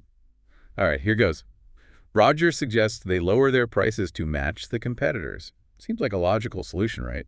On the surface, yeah, it makes sense. But remember, we're talking about the nuances of language here. And the way the boss reacts reveals a lot about the company culture. Ooh, spill the tea. the boss basically explodes. He says lowering prices is not very creative. And then he drops a bombshell. He says, it'll never fly with Swan. Whoa, who's Swan? And why is the boss so worried about his reaction? That's the million-dollar question. Swan is most likely someone with a lot of authority, maybe the CEO, and the phrase, it'll never fly with Swan, tells us that Swan has a reputation for disliking certain ideas. So even before Swan enters the picture, his presence is already shaping the conversation. It's like an invisible force field. I wonder if that stifles creativity within the team. Everyone seems afraid to suggest anything that might displease Swan. It definitely creates a sense of caution, doesn't it? It's a classic example of how unspoken hierarchies can influence communication in the workplace. It's fascinating how much is going on beneath the surface of a seemingly simple conversation. All right, so Roger's idea is out. Let's see if anyone else dares to step up and offer a solution. The tension is building. Especially with Swan about to arrive. Oh yeah, Swan's looming arrival is like a dark cloud hanging over the meeting. But before we jump into that, let's take a quick break. And when we come back, we'll see how Swan's arrival completely changes the dynamics. Can't wait. Okay, so we left off with the team scrambling for ideas, and Swan, the big boss, about to make his grand entrance.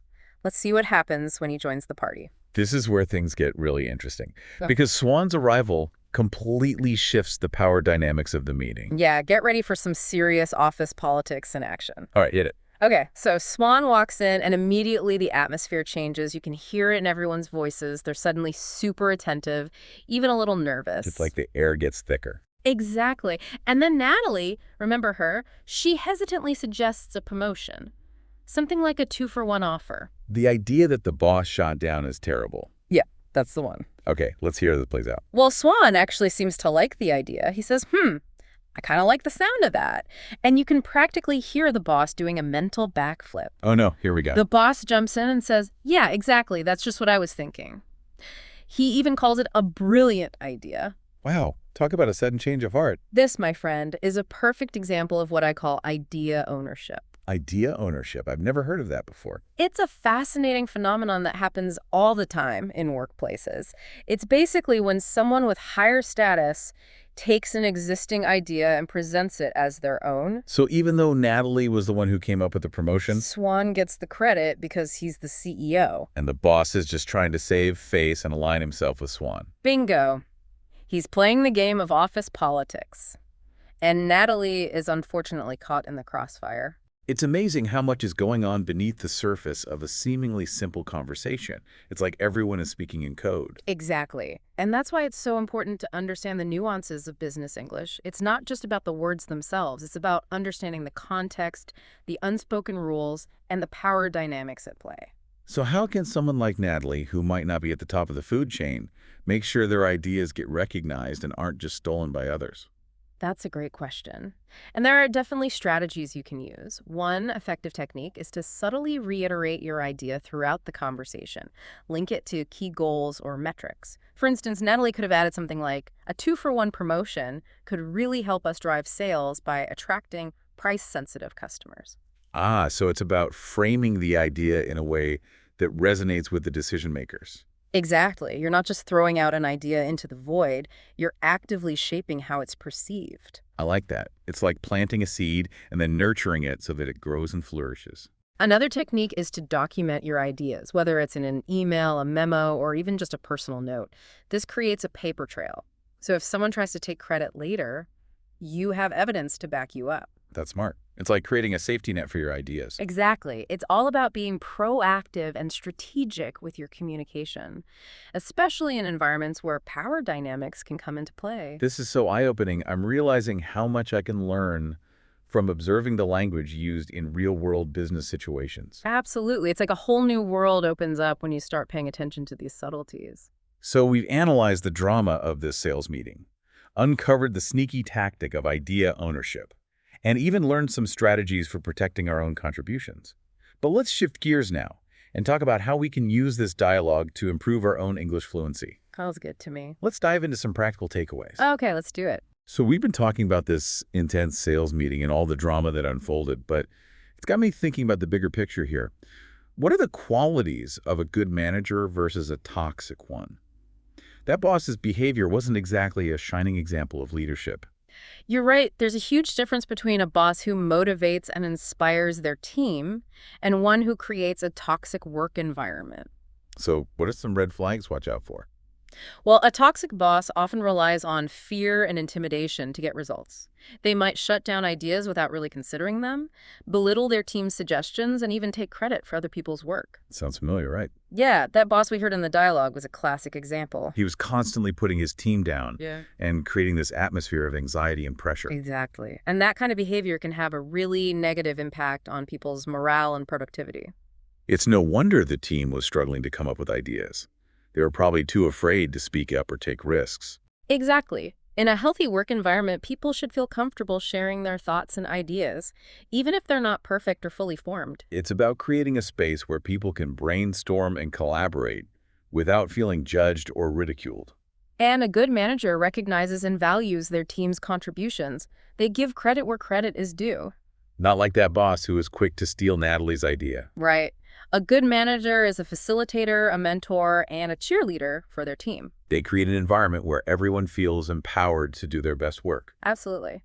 And that ultimately leads to better results for everyone. It makes you wonder what Swan, the CEO, would think if he knew what was really going on in that meeting.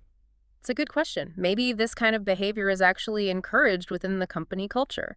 Or maybe Swan is completely unaware of how his managers are treating their teams. It's a reminder that we all have a responsibility to speak up against toxic behavior, whether we're the boss, a colleague, or even just an observer. You're right. We can't just sit back and let these things happen. It's about creating a more positive and supportive work environment for everyone. And that starts with recognizing the signs of a toxic boss and taking steps to address the issue. This has been such an insightful conversation. We've gone from analyzing a sales meeting to exploring the dynamics of leadership and workplace culture.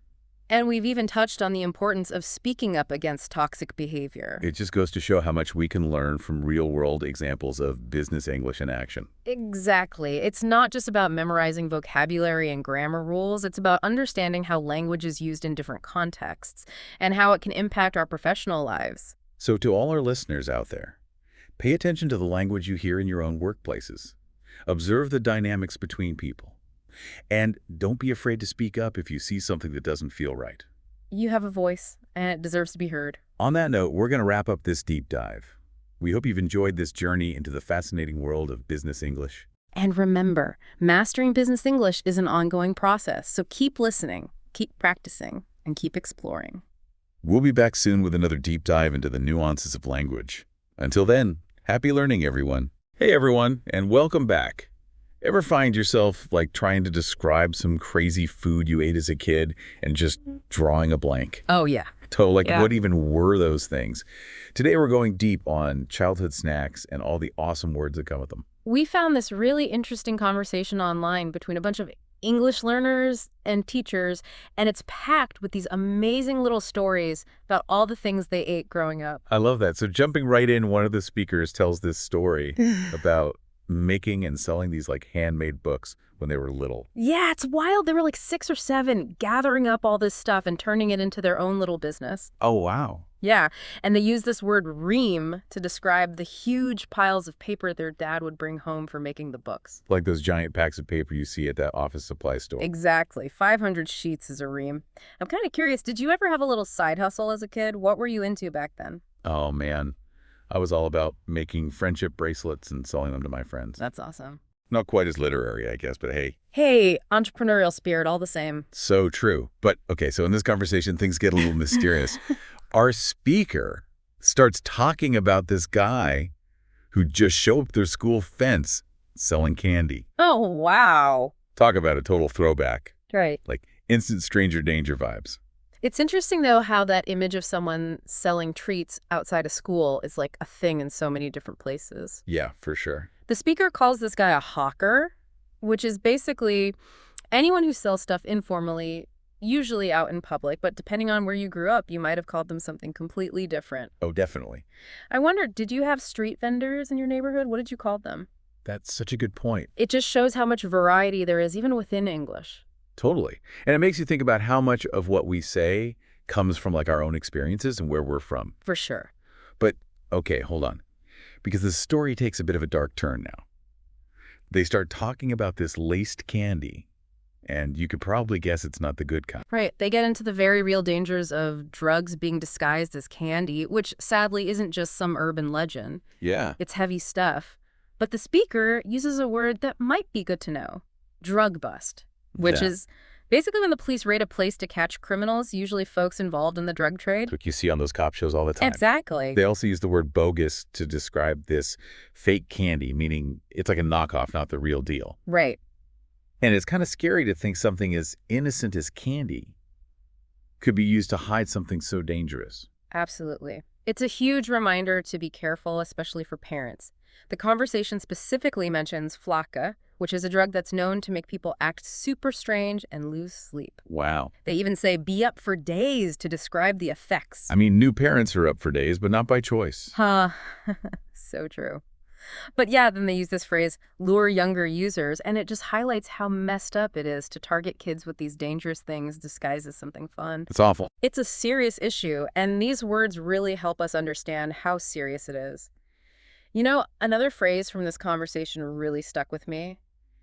Be on the lookout. Mm-hmm. Like, normally it just means to kind of be aware of something, but in this case, when they're talking about laced candy, it takes on a whole different meaning. Oh, yeah, definitely. It's like a warning for parents and communities to protect kids from this real danger. It's almost like a secret code, isn't it?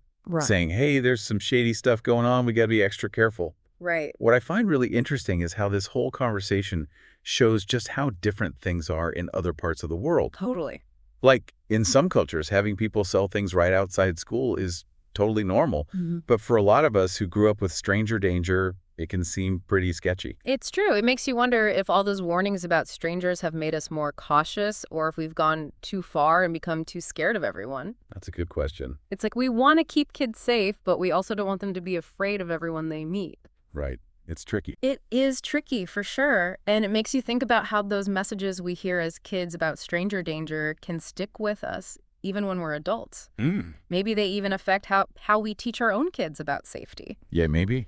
But going back to what we were talking about before, with all the different names for frozen treats, makes you think about how many other everyday things have totally different names depending on where you are in the English-speaking world. It's wild how English can be so similar and so different all at the same time. I know, right? That's part of what makes learning it so awesome, but also pretty hard. Definitely. It's constantly changing, mixing words and phrases from everywhere, shaped by geography, history, culture. For sure. So if you're out there learning English, don't get discouraged. Every word you pick up, every idiom you figure out, every accent you master, it's all part of this crazy adventure.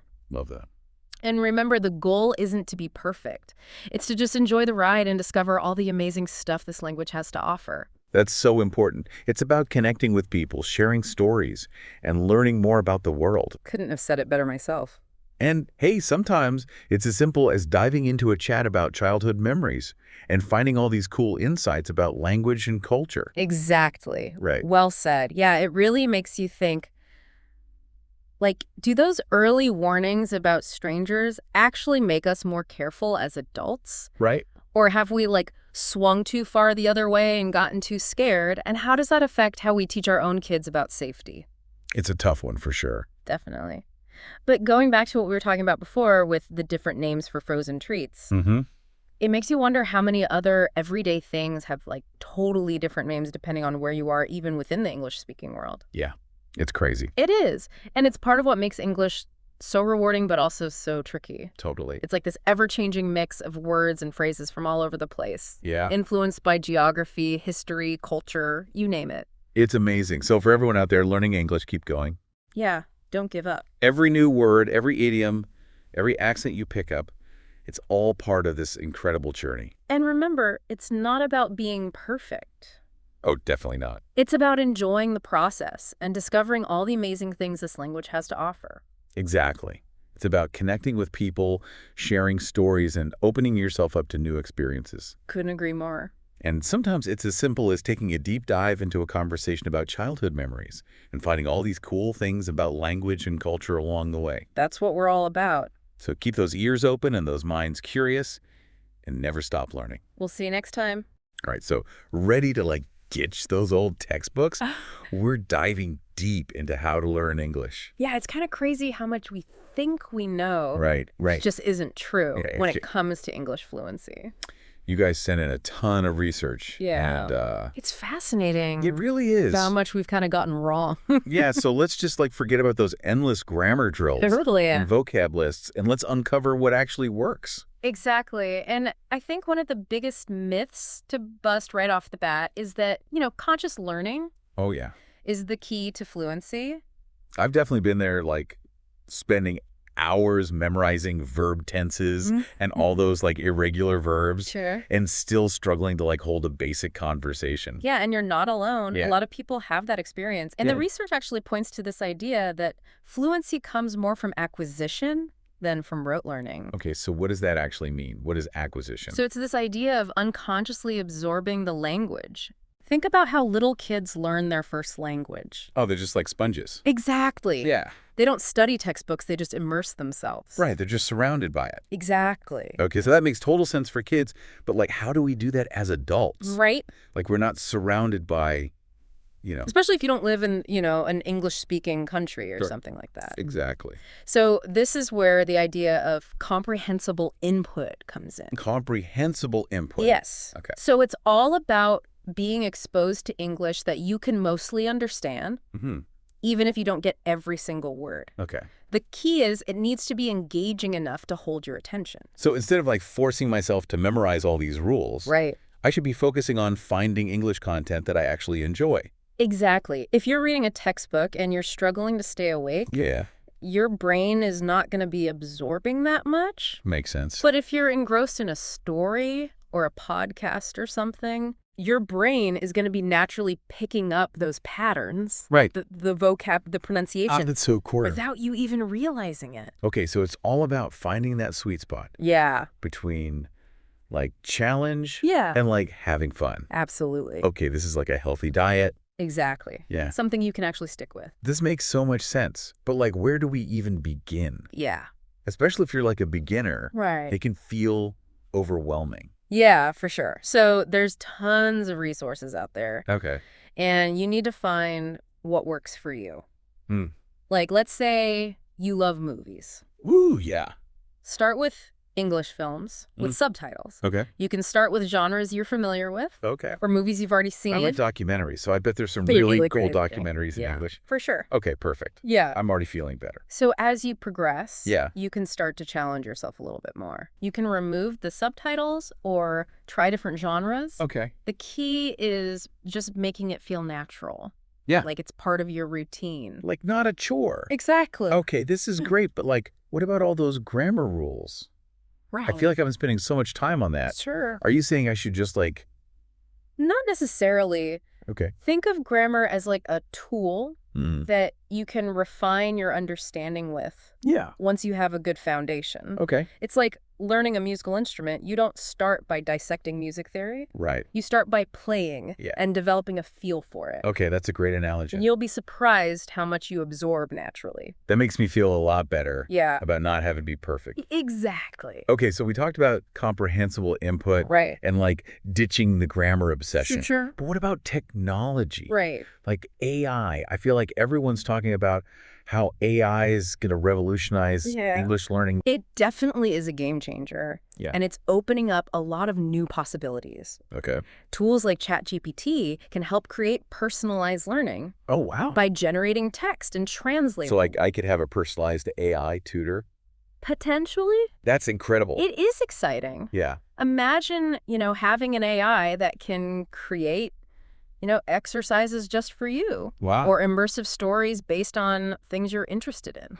This is amazing. This is making me rethink everything I thought I knew Yeah. about learning English. It's really cool. It feels like there's so much potential. There is a lot of potential. But Yeah. AI is a tool. It's not a magic wand. Right. It can enhance your learning, but it can't replace effort and dedication. So it's all about finding that balance Yeah. between using these tools and Right. putting in the work. Exactly. And I think using the tool strategically. Right. For example, instead of just relying on AI translation, use it as a starting point to improve your own comprehension. Okay, yeah. I've definitely been guilty of using AI translation. We've all been there. Yeah. But challenging yourself to understand and express yourself is really the key. This is making me so excited to see how I can use AI Yeah. in my English learning journey. It's a really exciting time to be a language learner. The future of English learning is looking bright. It really is. Okay, so we've covered comprehensible input, the role of AI, and even ditching those grammar demons. Sure. But before we move on, I want to talk about something super important. Okay. Motivation. Yes, absolutely. Because without that, we're not going to get anywhere. Exactly. Motivation is the fuel Right. that keeps us going. So how do we cultivate that? How do Yeah. we keep ourselves going when it gets hard? That's a great question. And I think one of the most effective strategies is connecting English learning goals to a deeper purpose. So it needs to be more than just like, oh, it'd be nice to speak English. Exactly. What Yeah. are you passionate about? Yeah. How could speaking English help you achieve those things? Okay, I'm starting to get it. Yeah. Like for me, I've always wanted to travel the world, Right. meet people from different cultures. Sure. And I feel like if I could speak English, Absolutely. it would open up Yeah. so many doors. Totally. Imagine navigating a foreign city, Yeah. having conversations with people. Right? That would be incredible. Yeah. Let that vision fuel your motivation. Okay, you're good at this. I try. This is really making me feel motivated. Good. So connecting to something that matters Yeah. makes it more meaningful. Exactly. Okay, what else can we do? I think setting realistic goals is important. Okay. It's easy to get overwhelmed if you try to do too much too soon. Oh, yeah. I'm so guilty of that. Like, Right. Yeah. this week, I'm going to master the past perfect Sure. and then feeling defeated when I don't. Yeah. And it's about finding that balance between ambition Yeah. and patience. So instead of mastering a complex grammar concept, Yeah. set a smaller goal like watching a movie without subtitles Okay. or having a short conversation. That I can do. Right. Yeah, small steps. Exactly. All right. This is all making so much sense. I feel a lot better. Yeah. So we talked about all these things, but I'm curious to hear about your personal experiences. Like, what has helped you stay motivated? Yeah. I think it's important to remember that we're all in this together. Right. And we can learn from each other. Yeah. One of the biggest things I've learned is that consistency is key. Consistency. Oh, man.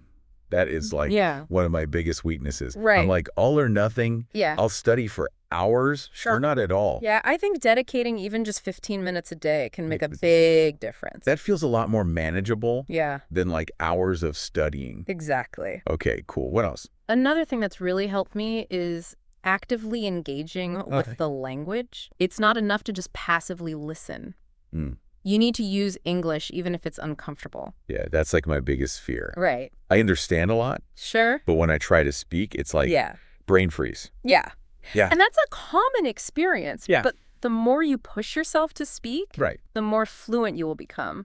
Even if it's just like talking to myself. Yeah, exactly. Or practicing with a partner, Okay. anything like that. So it's about embracing the discomfort Yeah, and just going for it. exactly. Right. And it's okay to make mistakes.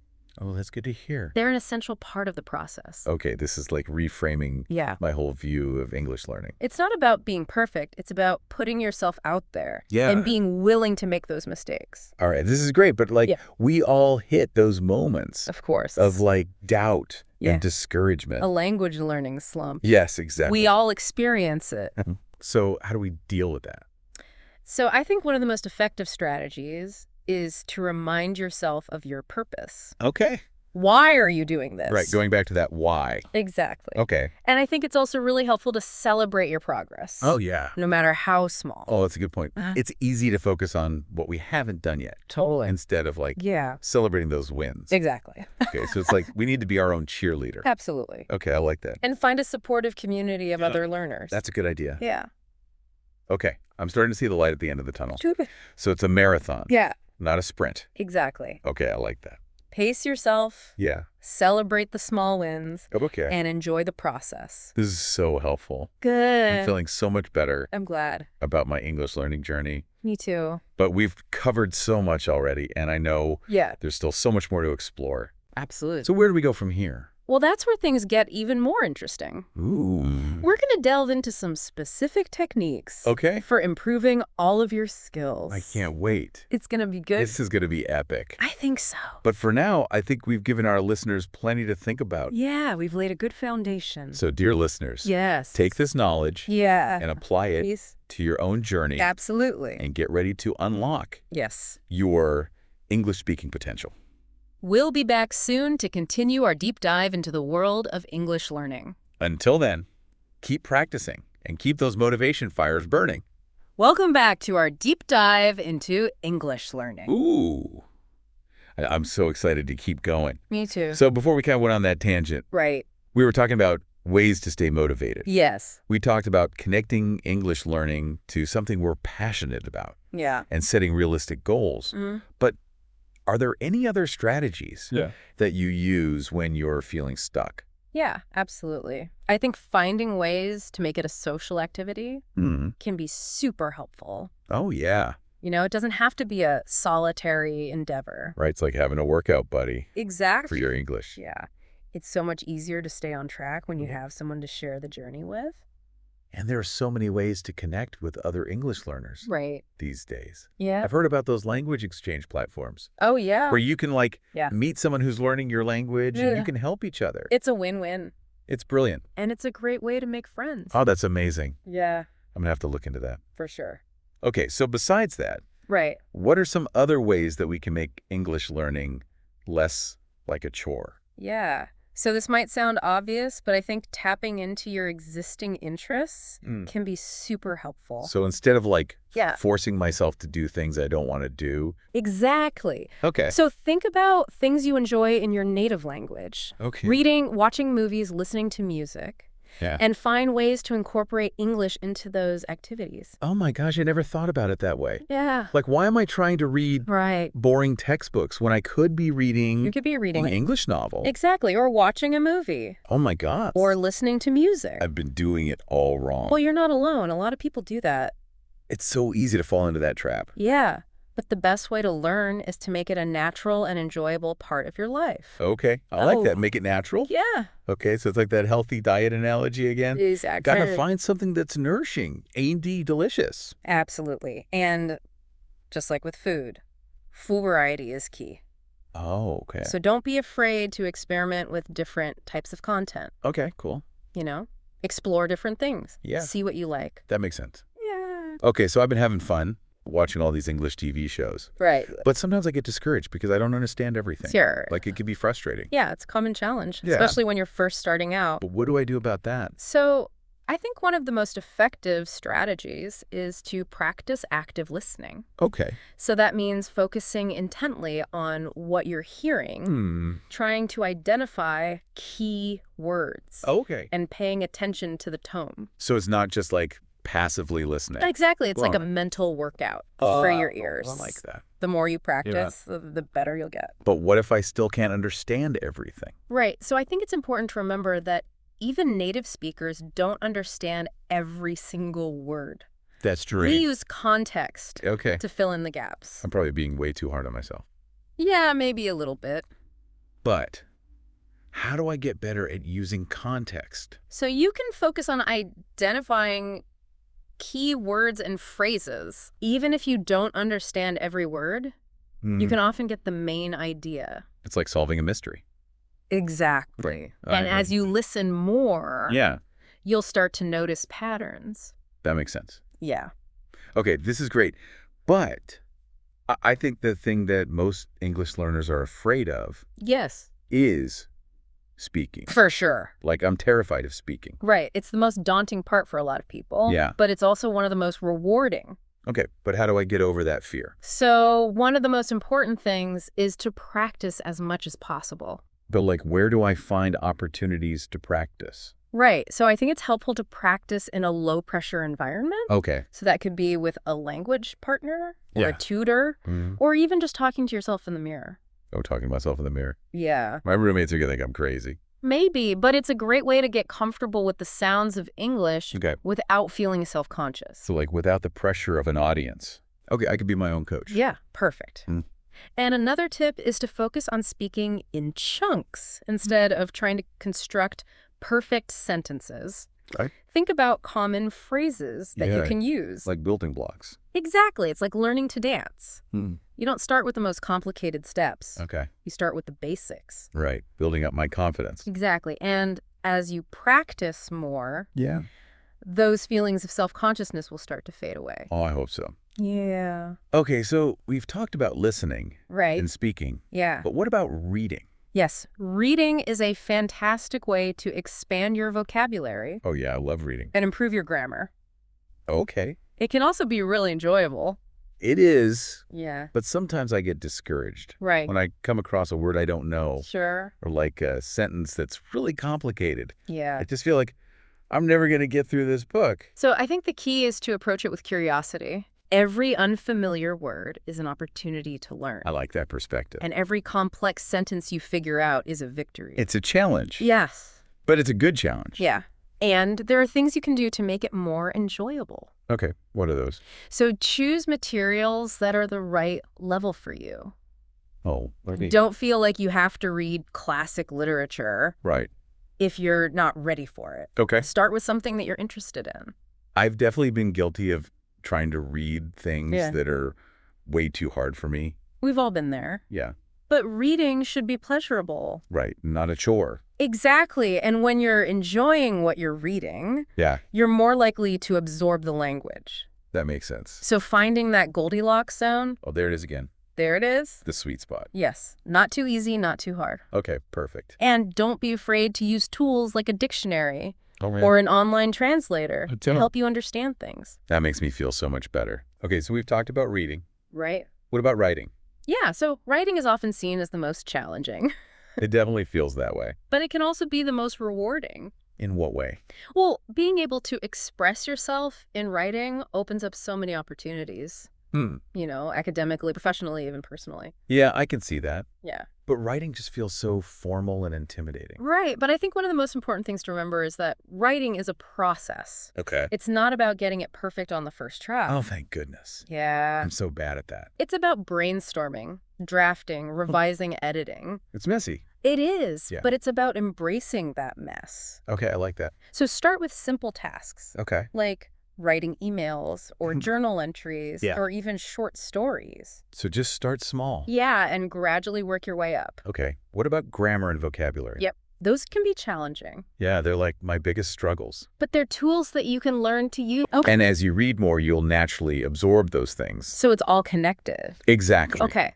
So don't be afraid to use resources No. like a grammar checker Okay. or a dictionary Yeah. to help you along the way. It's not about being perfect. Right. It's about practicing. Exactly. Okay, I like that. And as you practice more, you'll develop your own voice and your own style.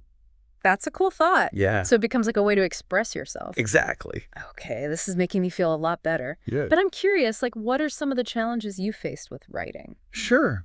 I think one of the biggest challenges for me was overcoming the fear Oh, yeah. of sharing my work. Yeah, It's easy to get caught up in self-doubt totally. and perfectionism, Yeah. but the only way to improve is to share your writing and get feedback. So, like, being vulnerable? Yes. Okay. And finding a supportive community Okay. can be really helpful. So, like a writing group. Exactly. I'm going to have to look into that. For sure. Okay, so we talked about all these different skills, Right. but I feel like there's one more element that's really important, Yeah. and that's cultural immersion. Yes. Because it's not just about It's so much more. the words and the grammar. Right. It's about understanding the culture. Exactly. It's about understanding the nuances, Hmm. the values, the beliefs Yeah. that Well, shape the language. Like I've noticed that the more I learn about English-speaking cultures, Yeah.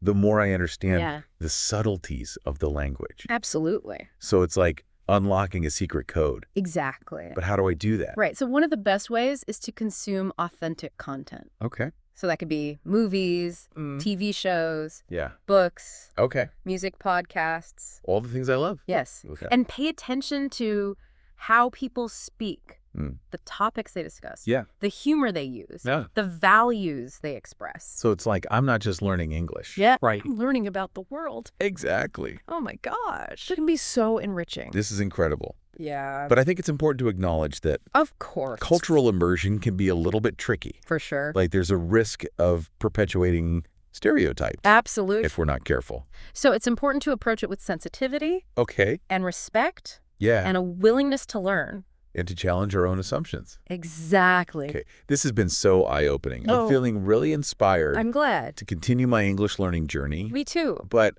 I can tell there's still more to explore. Oh, yeah. So what other adventures await us? Well, that's where things get really exciting. Oh. We're going to dive into the world of personalized language learning. Personalized language learning. Yes. Okay, I can't wait. I think you're going to like it. This is going to be epic. But for now, I think we've given our listeners Yes. a lot to think about. I think we've laid a good foundation. So dear listeners, Yes. take all this amazing knowledge Please do. and apply it to your own language adventures. Absolutely. We'll be back soon to continue our deep dive into the world of English learning. Until then, keep practicing and keep those motivation fires burning. All right, so ready to unlock the final level Yeah, I think so. of English learning mastery. I think we are. So we talked about motivation, we talked about mindset, we talked about all those specific techniques. Right. But what else is there? So there's this idea of personalization. Personalization, okay. Yeah. What does that mean? So it's this idea that there's no one-size-fits-all approach Okay. to language learning. That makes sense. What works for one person Right. might not work for someone else. Totally. So it's about understanding your own learning style. Okay, yeah, how do I even figure that out? So think about how you learn best. Hmm. Do you prefer visual input? Oh, like videos and stuff. Exactly. Or diagrams? Yeah. Or do you prefer auditory input? Like podcasts. Yeah, podcasts, conversations? Oh. Or are you more of a kinesthetic learner? Kinesthetic, what's that? So kinesthetic learners learn best by doing. Oh, okay. They need to experience things through movement and interaction. Okay, I think I'm more of a visual learner. Okay, so for you, incorporating visual elements into Yeah. your learning routine might be really helpful. Like what kind of things? You could watch movies with subtitles. Oh, yeah, I love movies. You could use flashcards with pictures. Mm-hmm. Or you could even create mind maps. Okay, those are good ideas. Yeah. So what about people who are more auditory learners? Right, so for them, focusing on listening comprehension would be key. So lots of listening practice. Exactly. They could listen to podcasts, Mhm. audiobooks, Yeah. music. Mhm. They could even have conversations with native speakers. Right. Get out there and practice. Exactly. And what about kinesthetic learners? Right. So for them, it's Yeah. all about getting hands-on. They might enjoy role-playing, using gestures, Okay. or creating physical objects to represent grammar concepts. Oh, wow, that's interesting. Yeah. They might also enjoy learning through games, Games. Okay. cooking classes. That sounds fun. Yeah, anything that gets them moving and interacting. Okay. This is so cool. It's like everyone can find their own Yeah, perfect way to learn. exactly. It's about figuring out what works best for you. So what about technology? We talked about AI before, Right. but are there other ways we can use technology Yeah, absolutely. to personalize our learning? Technology is a game changer for personalized learning. Okay. In what way? There are countless apps, websites, online resources Mm-hmm. that can help you tailor your learning to your needs. Okay. So what kind of things can I find? You can find interactive exercises, personalized feedback, Okay. adaptive learning platforms. What are those? So those are platforms that adjust to your progress. Oh, that's cool. You can even find virtual reality experiences Oh, wow. that immerse you in English-speaking environments. This is incredible. It's like having my own personal... I know, it's really cool.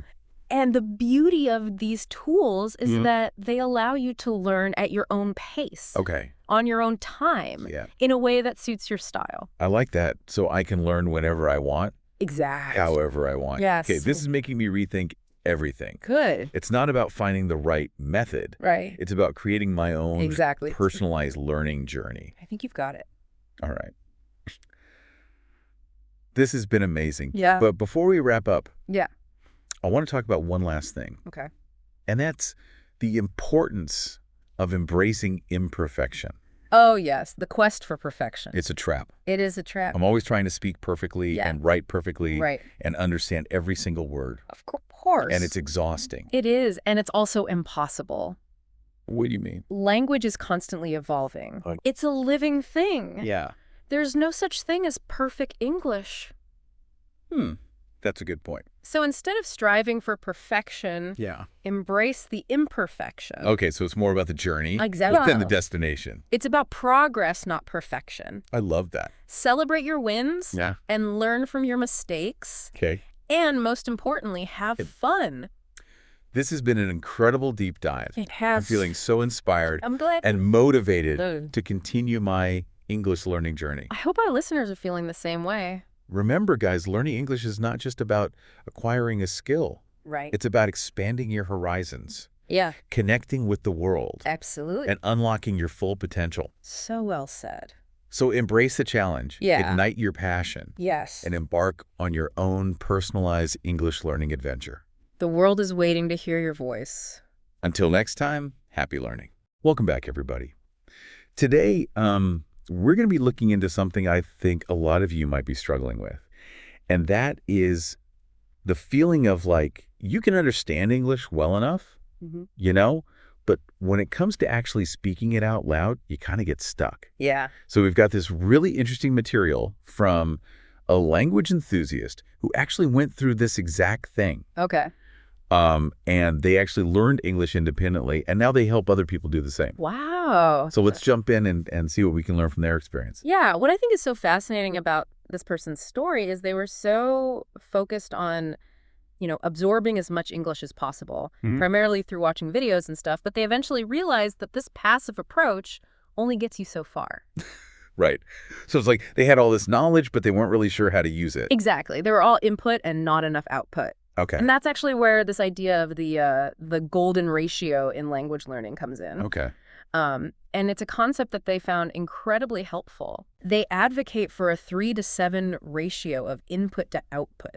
3 to 7. So that means spending way more time actually speaking and writing than just listening and reading. Exactly. That seems kind of counterintuitive to how we're often taught. It does go against the grain, doesn't it? Right. But think about it. You've likely spent a ton of time listening to English movies, music podcasts, and that's giving you this amazing foundation. Yeah. But now it's about actually using that knowledge actively. So I guess it's like having all the ingredients and equipment, Yeah. but never actually trying out the recipes. You got to Yeah. get your hands dirty and start cooking to really get it. Love that analogy. Yeah. And this actually perfectly leads into the next point, which is this language enthusiast highlights the power of active recall Okay. as the key to bridging that gap between understanding and speaking. Active recall. That sounds interesting. Tell me more. Okay, so it's basically about actively retrieving information instead of just passively absorbing it. So imagine reading a text. Yeah. And then immediately trying to summarize it Without looking back. without looking back exactly. Okay. This forces your brain to actively engage with the material, and it strengthens those neural pathways associated with language. Okay, so instead of just letting the information wash over, you're really like grappling with it. Yeah. And making it your own. Exactly.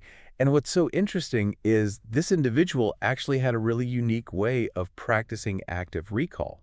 Okay. So they would watch these videos and then they would try to summarize them out loud Okay. to an imaginary friend. To an imaginary friend. Uh-huh. That's awesome. Right. It might sound a little quirky, but it's actually brilliant. Yeah. Because by explaining the information to someone else, even if they're imaginary, Right. you're forcing yourself to process it deeply and articulate it clearly. Yeah. It's really turning passive learning into active practice. That's really cool. So we've got this input-output balance, Yes. and we've got this power of active recall. What other insights did they have? Well, they realized that no matter how much they practiced on their own, something was missing. Right. Feedback. Yeah, because even with the best intentions and like the most dedicated practice, it's so easy to develop these bad habits or miss subtle nuances when you don't have feedback from others. Right. Especially native speakers, Yeah. who can point out those tiny errors in pronunciation or grammar. Yeah.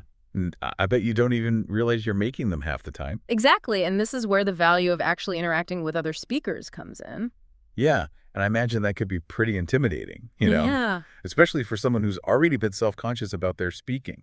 totally. Did this language enthusiast talk about that at all, like that fear of judgment? They did. They actually talked about getting some negative comments Oh, wow. early on and even being made fun of for their accent. Oh, no. I know. It's tough. Yeah. It would be discouraging for anyone. But what's remarkable is how they decided to handle it. So they didn't let it stop them. Not at all. They actually came up with this amazing mindset, Oh. almost like a personal mantra. They said, people who can only speak one language shouldn't judge others. That's a good one. Right. It's a great reminder that, Mm-hmm. putting in the effort to learn another language is something to be respected, not ridiculed. For sure. It takes a lot of courage to put yourself out there. Yeah. So we've got the importance of output, Right. the power of active recall, and the need for feedback, Yes. especially when you're facing negativity. Uh-huh. What other practical things did they do to overcome that initial hurdle of speaking? Well, they really emphasized shifting the focus from perfection to progress. Okay. It's so easy to get caught up in wanting to speak perfectly, right? But that can be paralyzing. Yeah. They suggest embracing those early mistakes Yeah. as valuable learning opportunities. Okay, so it's about seeing those stumbles as stepping stones. Exactly. Every time you make a mistake and then correct it, Yeah. you're reinforcing that learning, Right. getting closer to fluency. Right. And even that feeling of making progress can be really motivating. Oh, absolutely. Even Yeah. small progress. I can see how that would build your confidence over time. Yeah. But I think starting to speak a new language can still feel really daunting. It is. Like, even with all this stuff in place, do they have any advice for those moments when you just feel like fear is holding you back? Yeah, they had a really simple but powerful piece of advice. Okay. Start small. Okay. Don't try to jump into these complex conversations right away. Right. Begin with something manageable, Yeah. like introducing yourself or ordering a coffee, Right. little things. Right. So it's almost like building those speaking muscles gradually, Right. just like you would with any other skill. Like working out. Exactly. Okay, cool. And as you get more confident with those smaller interactions, Mhm. you can start increasing the complexity. Yeah. Challenge yourself a little bit more with harder conversations, right? So what about like finding people to practice with? That's a great point, actually. Oh, yeah. They really stressed finding a supportive community Oh. of other language learners because having that group of people who really get it, Yeah, they can offer encouragement and it makes a huge difference. absolutely. So it sounds like building that support network is really important. It is, and that community can also open up doors to so many opportunities Okay. for practicing your speaking Yeah, in a safe environment. right. Like what kind of things? Oh, they mentioned things like language exchange partners, Okay. conversation groups, or even just online forums where you can connect with other learners. That's awesome. And so that sounds like they really tapped into a lot of different resources. They did, and they also talked about, how important it is to find resources that actually fit your learning style Right. and keep you engaged. Because there's so much out there. There's a ton of stuff. Yeah. From textbooks and apps to movies and music and podcasts, you name it. So it's about finding what sparks your interest and then using that to learn. The more you enjoy it, the more likely you are to stick with it. Yeah, and actually see those results. Absolutely. And this brings us back to that idea of balancing input and output. Okay. Remember that. Yeah. Well, this language enthusiast actually discovered that their real passion was creating videos. Videos. Yeah, and that became a super powerful way to practice both input and output. So they were able to combine their love for video with their desire to learn English. Exactly. By scripting, recording, and editing those videos in English, they were constantly doing both. Yeah. And they were having fun while doing it. That's amazing. So it sounds like they really found a way to make it fun. They did, and they emphasized that enjoyment so much. Yeah. They said it's a crucial ingredient in achieving fluency. So it shouldn't feel like a chore. Definitely not. Whether it's through videos or conversation groups or even just watching movies you enjoy, Yeah. just find ways to make the process fun. Because when you're having fun, you're more likely to keep going For sure. and push yourself to become more fluent. So we've talked about balancing input and output, Yes. the power of active recall, Uh-huh. the need for feedback, Yeah. and building that supportive community. Right. What other gems did they share? Well, one thing that comes to mind is vocabulary. Okay, yeah. It can feel like this massive, overwhelming thing, right? It really can. How do you even approach that? Right. Well, they had some great insights, and it actually ties in perfectly with what we've been talking about. Okay. So they were very clear that simply memorizing lists of words is not enough. Okay. Yeah, that makes sense. I've tried that and it just doesn't stick. Exactly. You have to engage with those words actively. Active engagement. So Yeah. what does that actually look like? Okay, so let's say you're reading an article and you come across a new word. Yeah. Instead of just quickly looking up the definition and moving on, Mm-hmm. really explore it. Okay. Look for synonyms and antonyms. Try using it in different sentences, even create a visual in your mind. Oh, that's interesting. So you're really bringing the word to life? Exactly. You're not just treating it as this isolated unit of language. Right. Okay. And guess what? This is where active recall comes in again. Of course. They love those flashcards, but with a twist. The twist.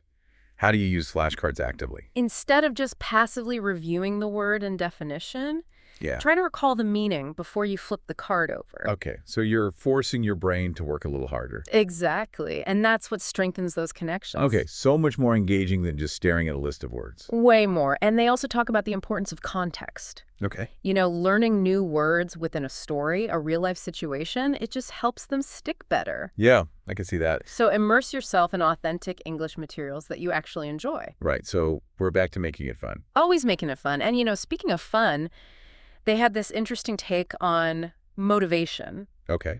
So while setting goals is super important, Mhm. it's also crucial to celebrate those small wins along the way. The small wins, I like that. Right, like every time you master a new grammar rule or have a conversation without getting tongue-tied or, you know, confidently use a new word, Yeah. take a moment to acknowledge that progress. It's like giving yourself a little pat on the back. Exactly. And those little wins can be incredibly motivating. I bet. It keeps you moving forward. So it's almost like you're leveling up in a language learning game. I love that analogy. And, you know, at the end of the day, they really believe that the journey to fluency is as much about mindset as it is about technique. Okay, that's interesting. It's about embracing the challenges, finding the joy in the process, and never losing sight of those goals. I think that's a really powerful message. It is. Well, this has been such a fascinating deep dive. We've learned so much about bridging that gap between understanding and speaking English. We have. Thanks so much for sharing your expertise and helping us unpack all this. No, it's been my pleasure. And to our listener, remember, fluency is a journey, not a destination. So true. There will be bumps along the way, Yes. but with persistence, a positive mindset, and the right strategies, you can absolutely achieve your goals. You got this. Don't be afraid to make those mistakes, celebrate the small wins, and most importantly, Have fun yes, have fun. along the way. Until next time. Happy learning. Everyone, Yes. Welcome to the Deep Dive. Today we're tackling something I know we all want to get better at, spontaneous speaking, Oh, yeah. our source. Mm-hmm. A really cool YouTube video from Stanford Graduate School of Business. Okay. It's called Think Fast, Talk Smart, Communication Techniques. So get ready for some light bulb moments, tips you can actually use, and maybe even a chuckle or two along the way. You know, it's funny how often we need to speak off the cuff, right? Like from introducing someone at a dinner party to that surprise question your boss throws at you. Oh, for sure. Being quick on your feet can totally change how confident you feel and how people see you. Absolutely. And this video, it jumps right in with this brain teaser, and it really shows just how tricky our minds can be. Oh, interesting. It's called the F counting challenge, and you basically count the Fs in a sentence, and Okay. it trips almost everyone up. Interesting. What's fascinating about that challenge is it's not just a fun trick, you know? It shows how we get in our own way when we try to speak spontaneously. We overthink, we aim for perfection, and then ironically that makes us less effective. So true. And I think that's where anxiety comes in. The speaker mentioned a whopping 85% of people, get nervous about public speaking. Yeah, it's a huge number. But instead of trying to make those nerves disappear, which is almost impossible, the video gives 3 research-backed ways to manage them. And the first one is surprisingly simple. Okay. I'm all ears. Hit me with it. It's called greeting your anxiety. Hmm. So when you feel those butterflies, right, Yeah. instead of letting them turn into like a full-blown panic attack, you just acknowledge them. Yeah. Say to yourself, okay, this is me. I'm feeling nervous. Mm-hmm. It's like taking a deep breath and accepting the feeling without letting it take over. Yeah, I like that. Instead of fighting it, you're sort of making peace with it. Exactly. And the second technique is about changing your mindset. So instead of thinking of it as a performance, imagine it's just a conversation. And this helps especially in those unplanned situations where you're really interacting with people, not giving a formal speech, Okay. right? So how do we actually make that mental shift? What are the concrete steps? So the speaker suggests a few things, right? Think about how you just chat with friends. You ask questions. You use we instead of just I, and you're genuinely interested in what they have to say. Yeah. Bringing that same vibe into your speaking makes things more relaxed, more like a back and forth. Makes so much sense. It's about building a connection, even when you're the one doing most of the talking. Exactly. Now, the third technique for taming those nerves is all about being present, Right. Because when we get stuck in our heads worrying about what could go wrong, we kind of disconnect from the moment, right? And that's when those nerves can really spiral out of control. Yeah. So how do we stay grounded when we're put on the spot? Well, there are a bunch of things you can try. Physical activity, music, even tongue twisters, the speaker's favorite tongue twister. And get ready for this one. It's, I slit a sheet I slit, and on that slitted sheet I sit. Want to try it with me? I slit a sheet I slit, and on that slitted sheet I sit. Wow, that's a mouthful. I can see how that would make you focus. Right. Saying that takes so much concentration, it kind of pulls you right into the moment. Yeah. And as a bonus, it warms up those vocal cords. Double win. Okay, so we've got these 3 techniques for dealing with anxiety. Mm-hmm. Acknowledge it, reframe it as a conversation, and be present. Mm-hmm.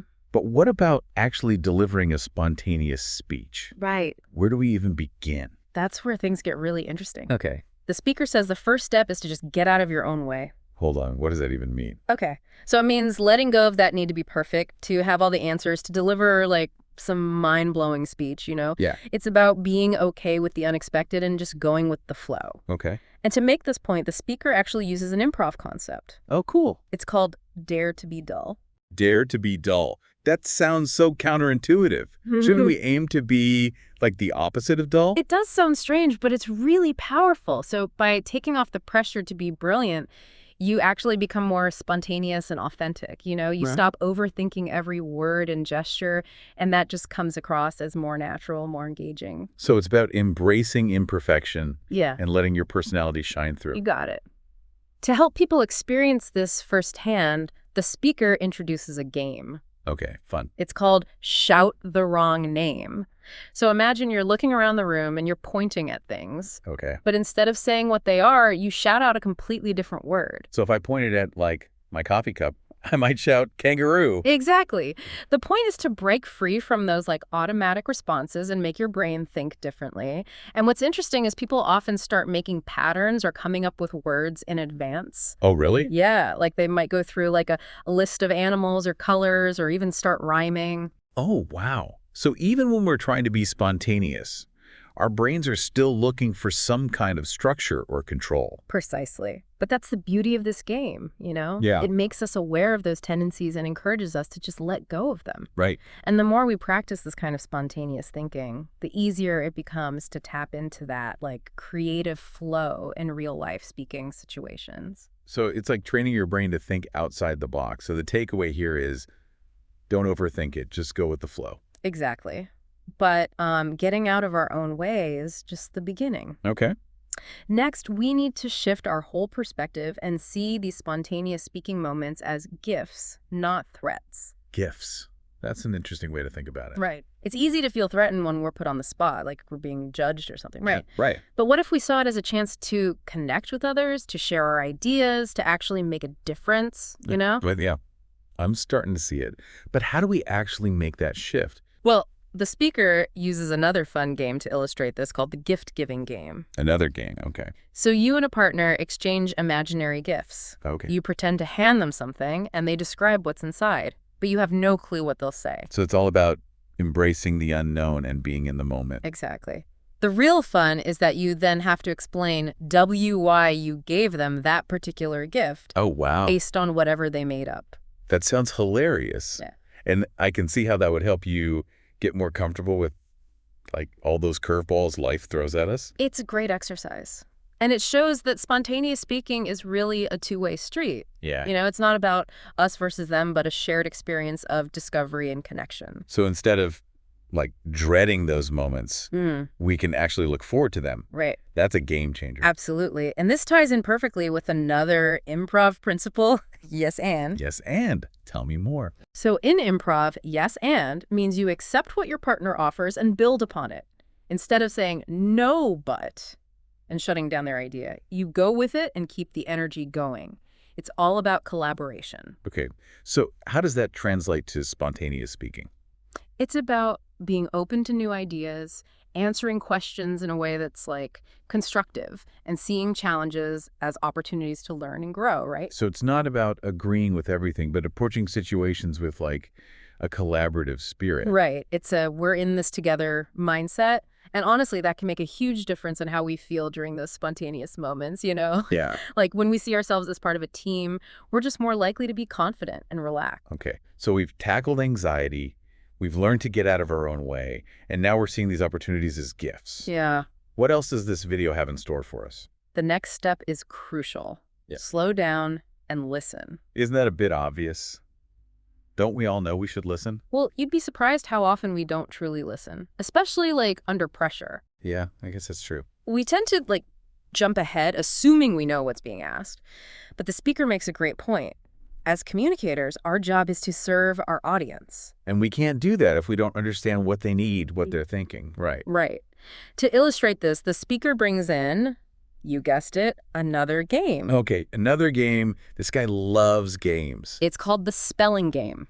Okay. So basically, you have a conversation with someone, but you have to spell out every single word. Oh, wow.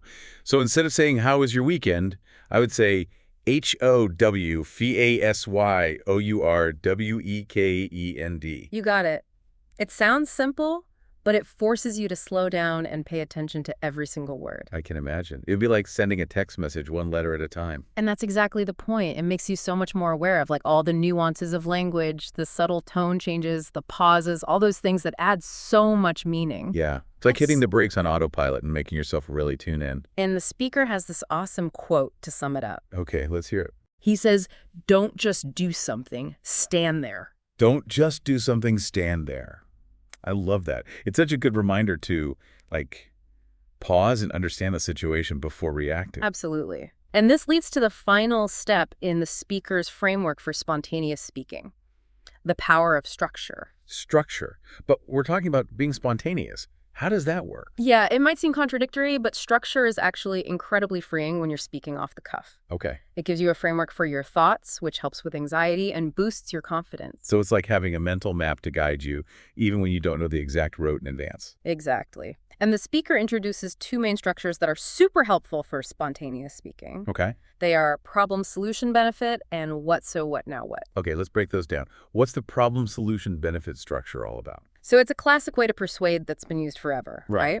You start by pointing out a problem or challenge, then you present a solution, and finally you highlight the benefits of that solution. Sounds straightforward and effective, especially when you're, like, answering a question or proposing something. And what's great is it can be used in tons of situations, you know? It doesn't have to be about, like, literal problems. You can adapt it for opportunities, concerns, or even just sharing your viewpoint on something. Like a multi-tool for communication. Yeah. Now, what about the what now what structure?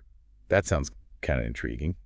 So this one's all about making your message crystal clear and like guiding your audience through your thinking. Uh-huh. So you start with what you want to talk about, then explain so what, like why it matters. Okay. And finally, you lay out now what the next steps or actions to take. This seems perfect for, like, answering questions or explaining things. You're right. It keeps things clear, concise, and actionable. Yeah. The speaker even suggests using it for introductions. Who, so, what, now, what. Oh, interesting. So instead of just saying someone's name and title, you give context.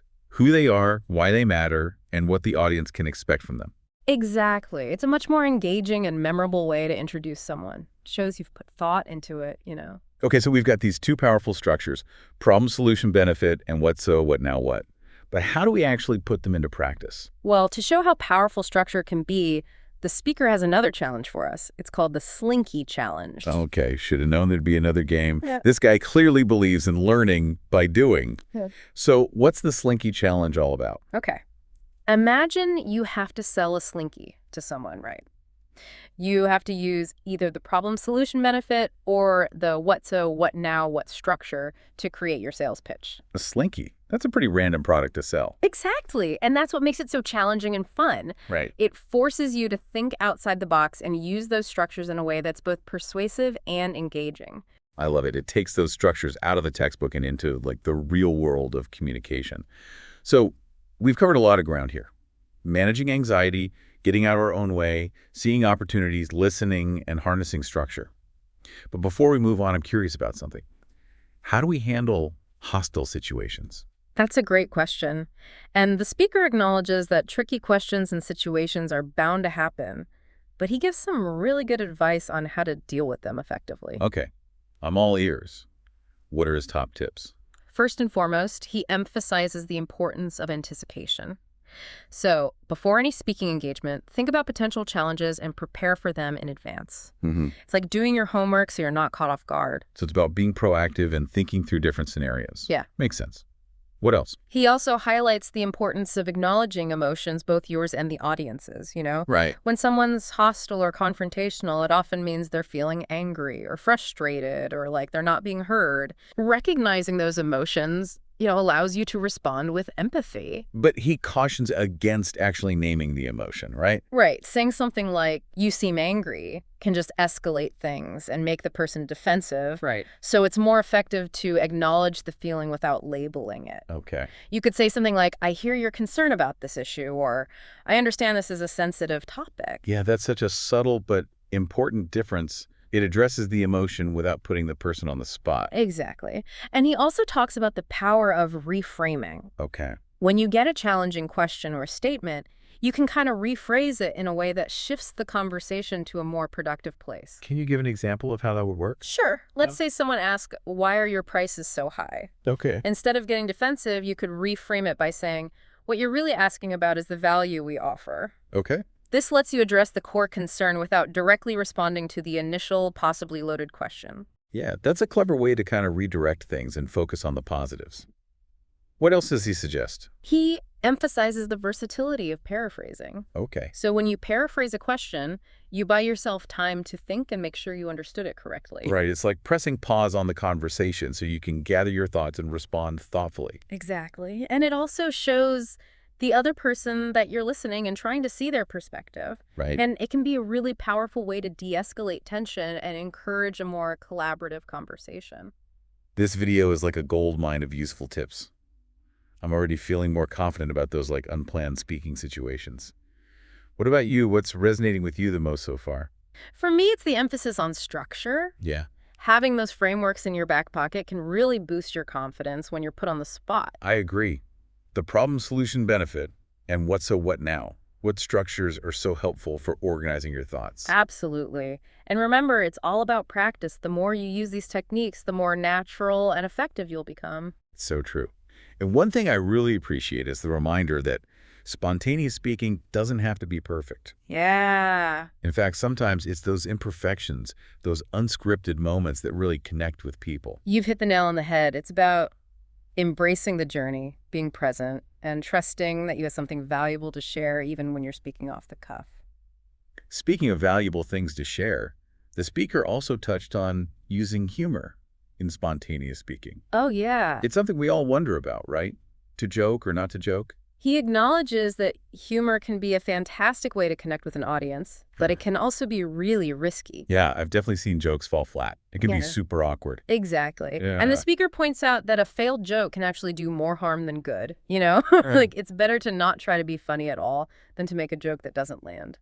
So what's the secret to using humor effectively in spontaneous speaking? Is there like a safe way to do it? The speaker suggests self-deprecating humor as a safe bet. Oh, that makes sense. It's less likely to offend anyone, and it can make you seem more relatable and approachable. Exactly. He also emphasizes testing your material beforehand. Right. If you're unsure about a joke, try it out with friends or family first. It's like a comedian testing their jokes at an open mic night before a big show. Precisely. But if you're still hesitant, his advice is simple. Don't force it. Okay. If you're not naturally funny, it's better to focus on delivering a clear and engaging message than trying to be someone you're not. Authenticity is key as always. It's better to be genuine than to force humor that doesn't feel natural. Now, another aspect of communication the speaker touched on was the challenge of remote audiences. Oh, yeah. That's a big one these days, right? Absolutely. With so much communication happening virtually, we need to know how to engage people through a screen. What were some of his insights on that?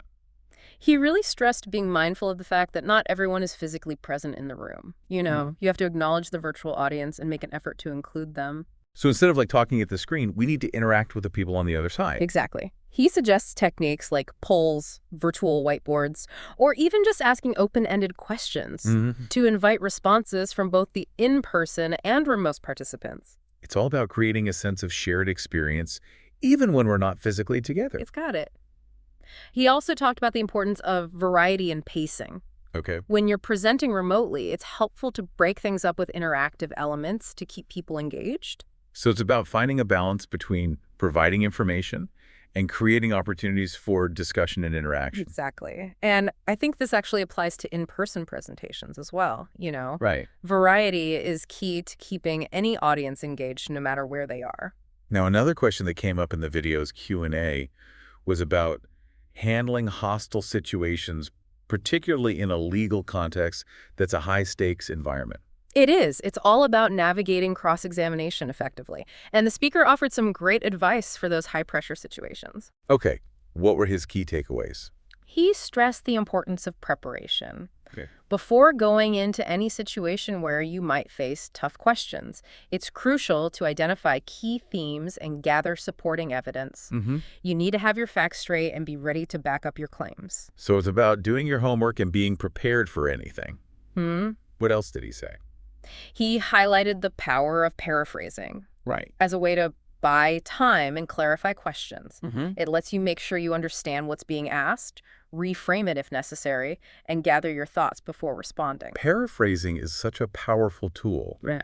What other advice did he give for those intense situations? He suggested using one of the structures we talked about earlier, like the problem-solution benefit or the what so what now what framework, Right. to organize your response and make sure you address all aspects of the question. So even under pressure, we can use those structures to provide clarity and direction. Precisely. And finally, he reminded us that remaining calm and professional is crucial in any hostile situation. You need to stay focused on the facts, avoid personal attacks, and maintain a respectful tone, even if the other person isn't doing the same. That takes a lot of composure, especially when the pressure's on.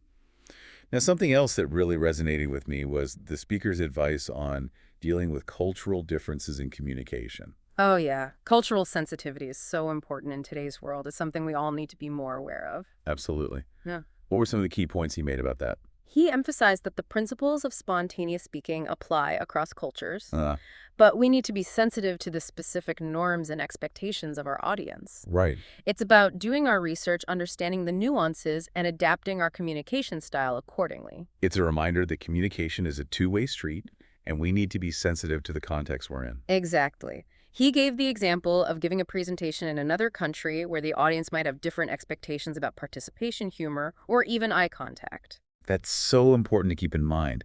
It's about being respectful, adaptable, and always willing to learn from others. This deep dive has been incredible. We've uncovered so many valuable insights about spontaneous speaking. And we've had some fun along the way. Yeah. I especially enjoyed those interactive games the speaker used to illustrate the concepts. Right. It made the learning experience much more engaging. I agree. The speaker's enthusiasm was contagious. He clearly loves this topic and is passionate about helping others become more effective communicators. Absolutely. His use of humor and personal anecdotes made the presentation even more relatable and memorable. Now, thinking about everything we've discussed, what are your top 3 takeaways from this video? That's a great question. Let me think. I think my top 3 would have to be, first, the importance of managing anxiety. Okay. The speaker's techniques for acknowledging, reframing, and being present are so valuable. They're Yeah. tools everyone can benefit from. Those are going in my mental toolkit for sure. What's number 2 on your list? Second, the power of structure. Having those frameworks to organize your thoughts can be a game changer when you're speaking off the cuff. The problem-solution benefit and what so what now, what structures are so versatile and easy to apply. They really are. Yeah.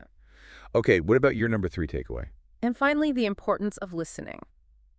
It sounds simple, but it's so easy to get caught up in our own heads and miss what others are saying. Yeah. That quote, "Don't just do something, stand there," is such a powerful reminder to slow down and truly listen.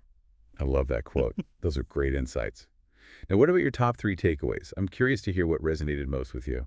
Okay, let's see. My number 1 takeaway is the importance of getting out of your own way. Okay. That whole dare to be dull concept really stuck with me.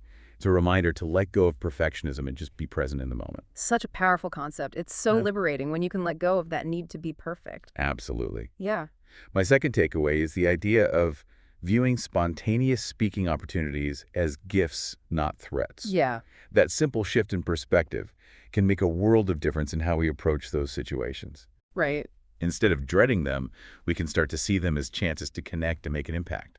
It's about embracing the unexpected and focusing on the possibilities. Exactly. Yeah. And my third takeaway is the power of paraphrasing. Mm-hmm. It's such a versatile tool for buying time, clarifying questions, and ensuring that everyone's on the same page. It's a communication superpower. I think so too. Hmm. We could probably talk about this video for hours, but we're running out of time for today. Yeah. What's one final thought we can leave the listener with, something for them to ponder after this deep dive? I think a great point to ponder is the interconnectedness of all these concepts. Yeah. We've talked about managing anxiety, getting out of our own way, listening, and using structure. Right. But these aren't separate techniques. Correct. They all work together to create a more holistic approach to spontaneous speaking. It's like a dance where all the steps flow together seamlessly. Exactly. When we manage our anxiety, we're more able to get out of our own way and really listen. And when we listen attentively, we can use structure to organize our thoughts and deliver a clear and compelling message. It really is a beautiful synergy. And I think the key to mastering spontaneous speaking is to practice these techniques in a way that feels authentic and true to you. That's a great point. It's not about memorizing a bunch of rules, right? Right. It's about developing a mindful and flexible approach to communication. Exactly. And that's what makes this video so valuable. It gives you a framework for thinking about spontaneous speaking in a way that's both practical and empowering. It's like someone handing you a toolbox full of amazing tools and then encouraging you to use those tools to create your own unique masterpiece. I love that analogy. It's about taking these techniques and making them your own, finding what works best for you. Absolutely. It's about discovering your own unique voice as a spontaneous speaker. This has been such an insightful deep dive. I feel like we've barely scratched the surface of this topic. There's so much to explore, and I encourage you to go back to the video, experiment with these techniques, and see what clicks for you. And remember, it's all about practice, being open to the unexpected, and most importantly, having fun along the way. Well said. Thanks for joining us on this deep dive into the world of spontaneous speaking. We'll see you next time for another fascinating exploration of knowledge and ideas. Until then, keep those conversations flowing. And remember, you never know when you'll be called upon to speak up, so be ready to shine.